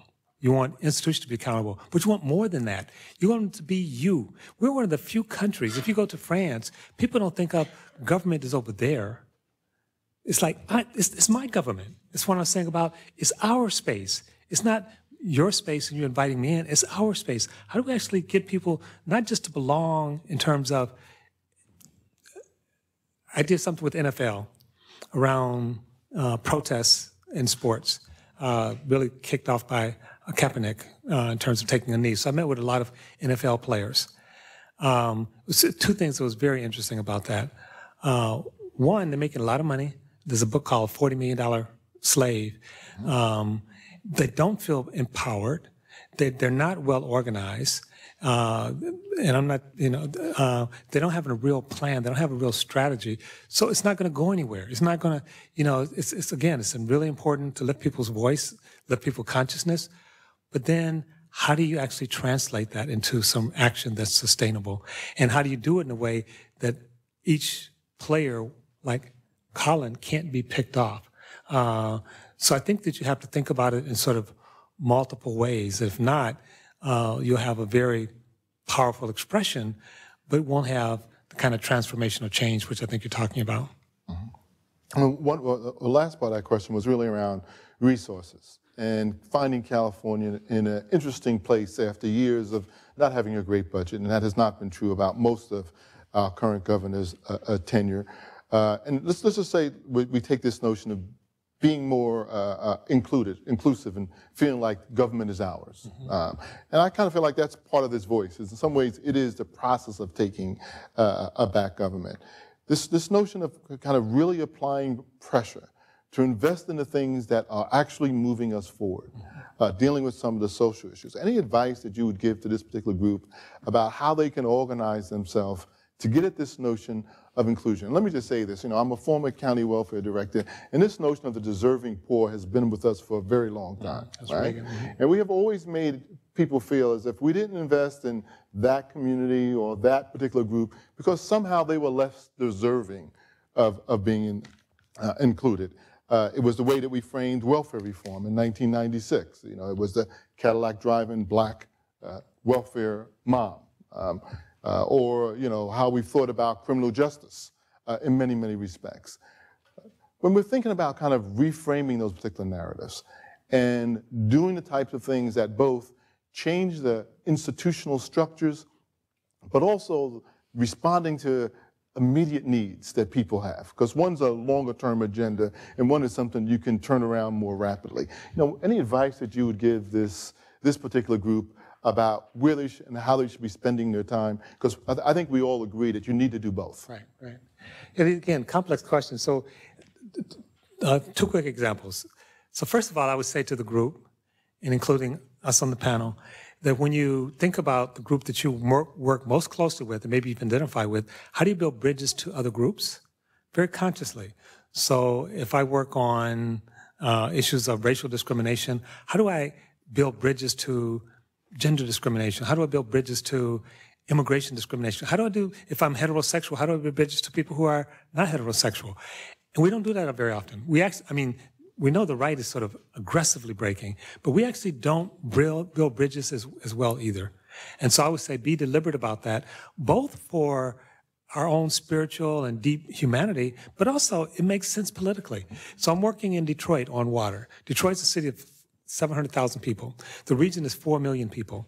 And we've issued a report on water, not issued it, we've sort of done the first draft. It doesn't include anyone outside Detroit.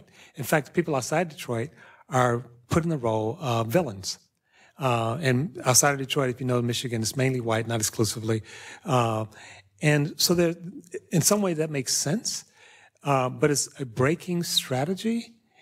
And I say to people, and I won't insist, but I say, with 700,000 in a region of 4 million, you can't win without building bridges. End of story. Now, you may not want to win. It may be okay for you not to win. It may be okay to say, and what I suggested as a solution, because people say, we want to tell our story. And our story is that the white suburbs are racist and they're SOBs and they screwed us with the water. That's part of the story. It's not the whole story. And so my suggestion was in the report, we say this is an ethnographic report. People will speak in their own voices. We're not going to mute people. But we also realize there are multiple stories, which create, again, with a deliberate plan to bridge. So I think the money is an opportunity. I think there will be some horse trading that goes on. I think part of the things you do is build infrastructure, use some money you talked about in terms of infrastructure for the gay community in rural areas. But I think you want to build something that when the money turns down, you still have something there. And it's quite powerful. So it's not dependent on money. I think in terms of accountability, that if you're collectively requiring accountability, not simply accountable to the Black community, not simply accountable to the disabled community, not simply accountable to the Native community, but accountable to us collectively, and we stand together, then it's hard to ignore us. And they had a very successful effort of that in Minnesota. They tried to split groups by saying, we have a little money, this group or that group has to decide how we're going to split the money. The group stood together and said, no, we're not going to be divided. You have to do these things for all of us. So I think the groundwork for the connectivity is really quite powerful, and it builds power. And in that power, you also build accountability. You can think about that with the police. I know right now there's obviously an issue here with policing. And so, and again, I'll stop after this. The policing issue is really interesting because what we know is that Black Lives Matter, too, that a lot of Black people are gunned down in the streets. What most people don't know, which you obviously do know, that somewhere between 30 to 40% of those gunned down are actually disabled. And so it's not just a Black issue, it's also an issue of disability. But those two narratives haven't been brought together. They're distinct, and that's problematic. Neil? I just wanted to say something that I probably will never, ever say again, and that's thank you to President Donald Trump The day after his election, a group of leaders on their own kept receiving text messages and emails concerned about civil rights. And these same organizations for the past year, Sierra Health and other foundations have been saying, y'all need to work together. Y'all need to be working together. Y'all do great work alone, but y'all need to be working together. And we found ourselves marching to Stockton City Hall. And we're lucky we got newly elected mayor, Michael Tubbs. And he stood there and he told us, if you are Muslim and you live in Stockton, we love you. If you are undocumented and you live in Stockton, we love you. And if you're LGBT, and then he stopped. Knowing what was gonna happen with the new administration, he said, if you are transgender and you live in Stockton, we love you, and you are all our family. That moment was so inspiring for all of us that we have built a collaborative that is kicking ass in Stockton, getting foundation funding and making some real change, including getting the county to step up and provide $1.1 million for Mental Health Services Act, for innovation, preventative, and outreach money. And so I agree 100% of the importance of bridges, the importance of organic bridges, and the importance of working as a coalition to hold your local governments accountable. Intentional bridge building. Let's start taking some questions from the audience. Anyone on the panel? I know we have some folks who are going to move some of the microphones around, and if you have a question, raise your hand. We'll call on you, and we'll have the directed panelists, if you have a question for someone specifically, or we'll give everyone a shot to respond as well. Questions?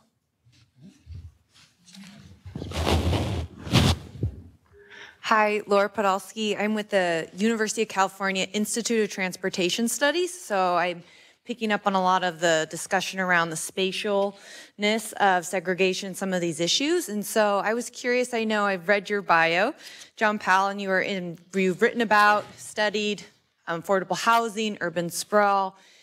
And so I'm thinking from this transportation point of view, what could we be doing and thinking about to help address some of these issues you've discussed today?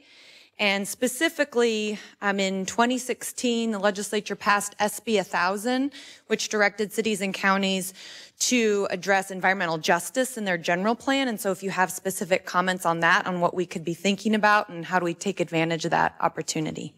Thank you. Thank you. Is this working? Okay.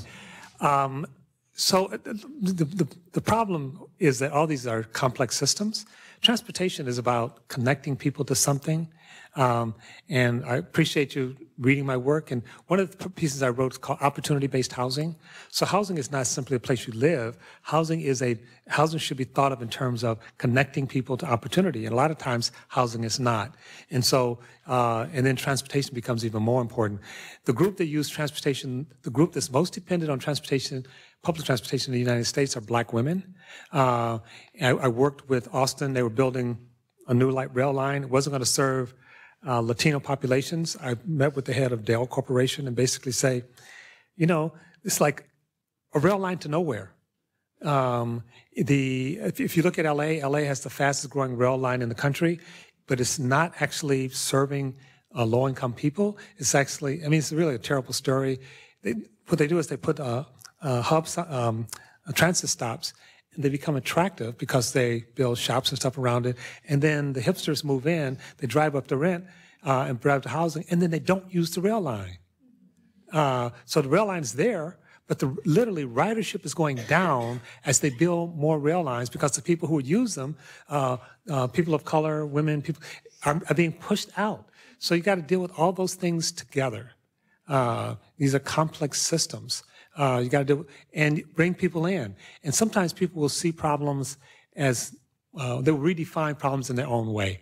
So again, when I mentioned in Detroit about water, first iteration there was a group, Sierra Club is there, and they were saying, this is, we want to build green infrastructure. And frankly, a lot of the Black community is like, what? We don't care about green infrastructure. We want water. You know, so part of it is like you got to lift up people, bring them to the conversation, engage them in the conversation. And then you have to sort of do some background work. We were part of a bill that went down in fire, although it's going to come back, of building mixed income housing on transit stops. And it was being supported by the Senate. And I was telling Chip about this, but it was opposed by developers, by cities, because they're saying, because we were saying it should be statewide, and the cities were saying, you can't tell us what to do in Berkeley, and by housing advocates who have the experience that if you build new housing, it's going to push people out. But they're talking about building market rate housing. We're talking about building affordable housing, and they couldn't make the distinction on transit stops to actually get people off the road. So there's a lot of politics that have to happen. And the last thing I'll say while I have the mic, Chet, is that we give small grants at the University of California to our 7 clusters. And we say to them, if you're we have a disability cluster, we have a gender cluster, we have a race cluster. We say, if we get 1 grant application from the 3 of you, it's more likely to be funded, and it's more likely to be funded at a higher level. So we're saying we'll pay you. You know, we'll put money on the table. You can leave the money on the table if you want to, but we think you're more powerful when you work together. So we're going to literally underwrite that. But you can do the same thing with transportation. Say transportation, environment, water, bring it together and make it happen. Other questions? Thank you. Hi, my name is Shirley Shelton. I'm from Government Department of Public Health. And I'd just like to do a shout out to the 2 young ladies that teed us off today. I think their presentation was absolutely stunning and powerful. So thank you for that inclusion.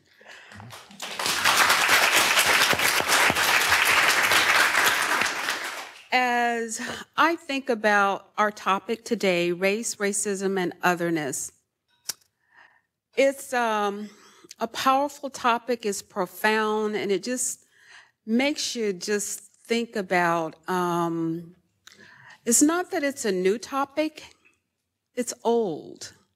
We've been talking about it for a long time. It's uncomfortable, but we do a bit about it. We've been addressing it incrementally. So working in the institution, if you will, of government, I guess my question would center around how do we work towards building bridges so that it's not a one-off and we're not doing the politically correct thing because of requirements or it's the right thing to do, but to really integrate it to be a truly sincere, vital part of our fabric on an everyday basis, you know, so that we all are at the table from the ground up. And it's not just at the lower level, but it's diversity that's included throughout on a regular basis, so that when we talk about racism and we have these, when I point out that we have racist practices, I don't have to quantify and I don't have to justify what I mean and where are the facts, you know, because we do. When we have these conversations, that's what we're asked. Is that your judgment? Where are your facts? So if you, I know that's kind of a broad question, but. That's okay, and we'll allow anyone on the panel who wants to take a correct. When you're talking about, you know, being in institutions, and I know that, you know, part of your role as a disability rights attorney is to sometimes have tough conversations with institutions about their treatment of individuals. When you went to that space, and, you know, institutions tend to want to be defensive first, right? It's almost like stages of grief. You know, the first thing you encounter is a level of defensiveness. You know, what have you done in order to, you know, get people to be honest and open about difficult conversations that large institutions do need to have around how race plays out within their particular institution? Good question. Thank you for your question. I was describing during the lunch that at Disability Rights California is one of a national network of organizations. So there's an organization like ours in every state and territory, and we're a federally mandated watchdog. And so when we were created, we were given a statutory authority to do investigations in facilities where people with disabilities are found, where we have probable cause to believe they have been or are being abused and neglected. So we have been using our access authority in recent years here in California to do investigations in county jails. And so we get in because, you know, they have to let us in when we have probable cause, and that's been litigated. We haven't had to litigate it in those instances in California. So we're able to go in, we're able to talk to the prisoners, we're able to talk to the staff, we're able to access records, and so we've done a few of these investigations now where we have been able to enter into structured negotiation agreements with the county, with the sheriff in those facilities. I can't talk too much about it. I mean, there is one that you can access online if you want to find it. The name of the case is Murray, and so we recently settled one of these in Santa Barbara County. But one thing that's actually really helpful is to find the people in there who want change, who can help drive the change from the inside, and you have to go in with a certain humility. You let people tell their own stories. I mean, what's happening to people in these facilities, the misuse and overuse of segregation of people who have mental health disabilities for whom it's contraindicated, the lack of mental health treatment, the lack of medical treatment speaks for itself. And so you find where people are willing to recognize that there's a problem and that change is needed, and that's the moment where you stop beating people over the head and you work with them. And that's been sort of an effective strategy for us, where we will publicly say, you know, we really appreciate that the county is willing to take these steps. Here's all the other steps we think they should take, you know. So that's a way. Yeah, I want to come back to John on this, but I want to, you know, you have the kind of force of law behind your inquiry. Morningstar, sometimes, despite the history of it all, you don't step into those spaces with the force of law. How have you been able to engage, you know, institutions who need to think, you know, differently about inclusiveness when you don't have the force of law as kind of your door opener? Sure. So what I'm thinking of is, you know, advocacy in terms of survivor advocacy. So uplifting those voices. So for example, Native women on reservations are killed at 10 times the national average on some reservations. 84% of Native women have experienced violence in their lifetimes. There's a report by there's a resource guide by the National Indigenous Women's Resource Center for young Native girls. And the title of the guide is What to Do When You Are Raped. And so to be in this day and age where as a young Native girl, you know, it's not if, it's when you are raped. Here are some resources to support you. And it's, the language in it is geared towards very young girls. So as a mother of 3 young children, you know, I feel like these are the conversations that we need to be having when we talk about state violence, when we talk about boarding school violence. this is what is missing in that equation. And so we're not going to the perpetrators necessarily and saying, don't rape. We're not going to, those that have caused harm in our communities.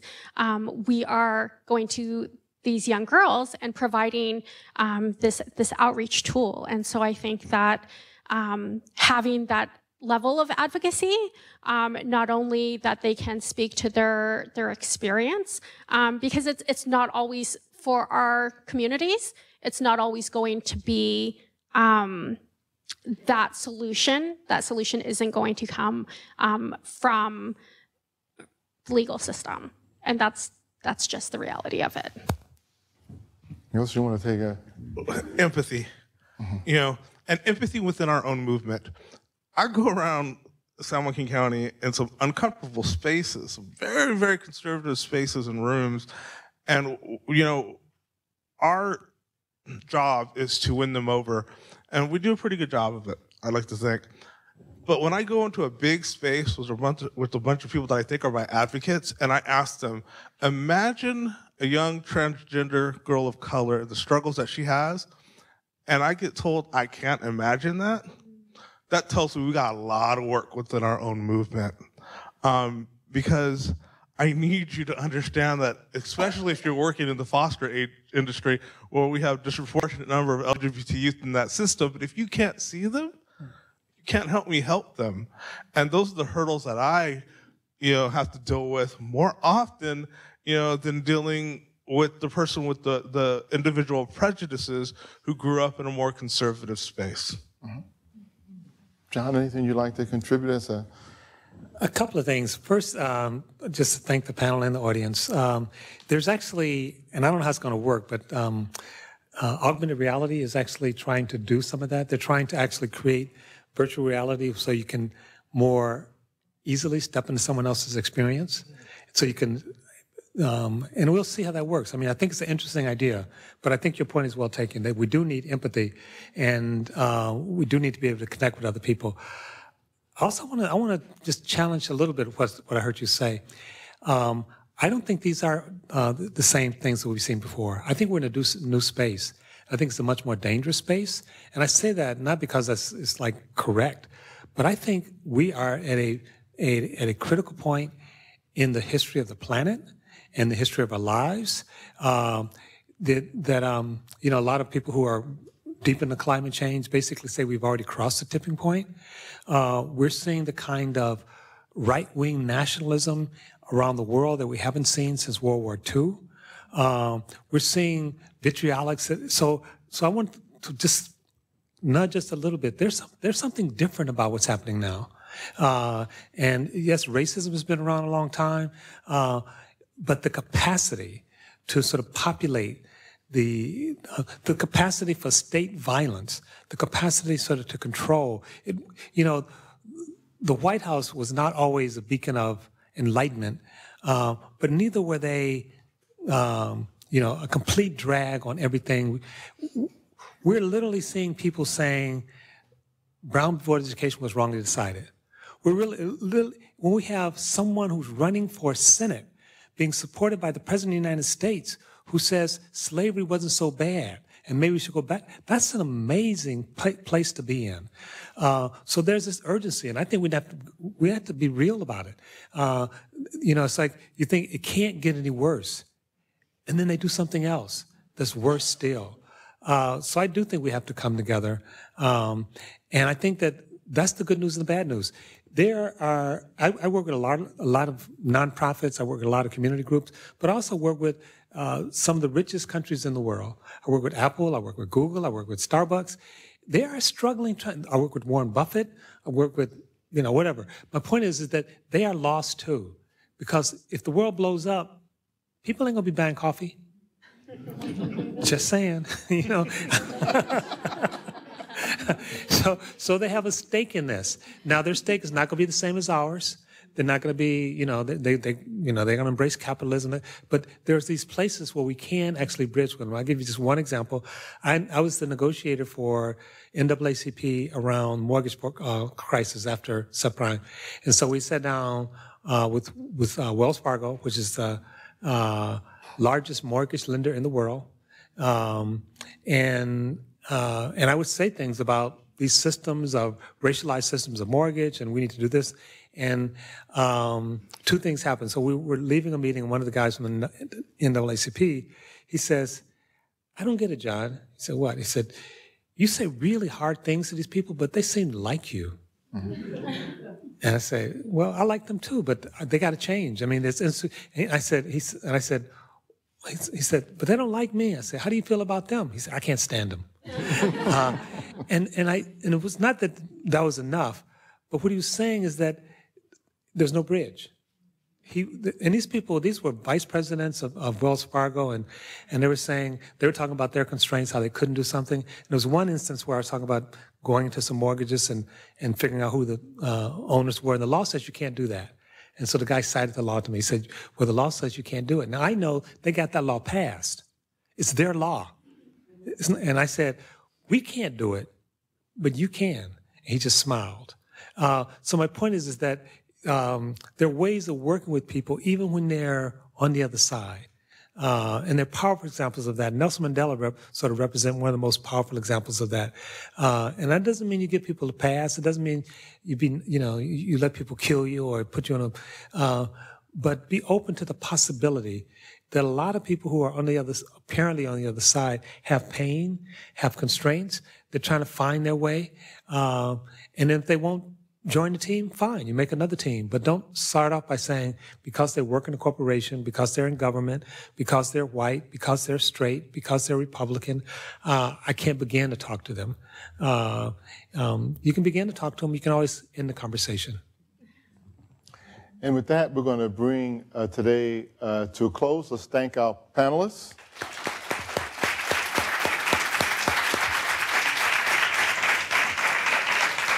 And our presenter, John Powell, for sharing your wisdom. And let's go build bridges. Thank you. All right? Thank you.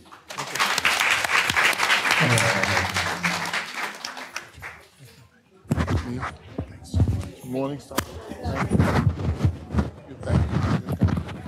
I know you're doing work around targeting universalism. To me, that's operationalizing building bridges.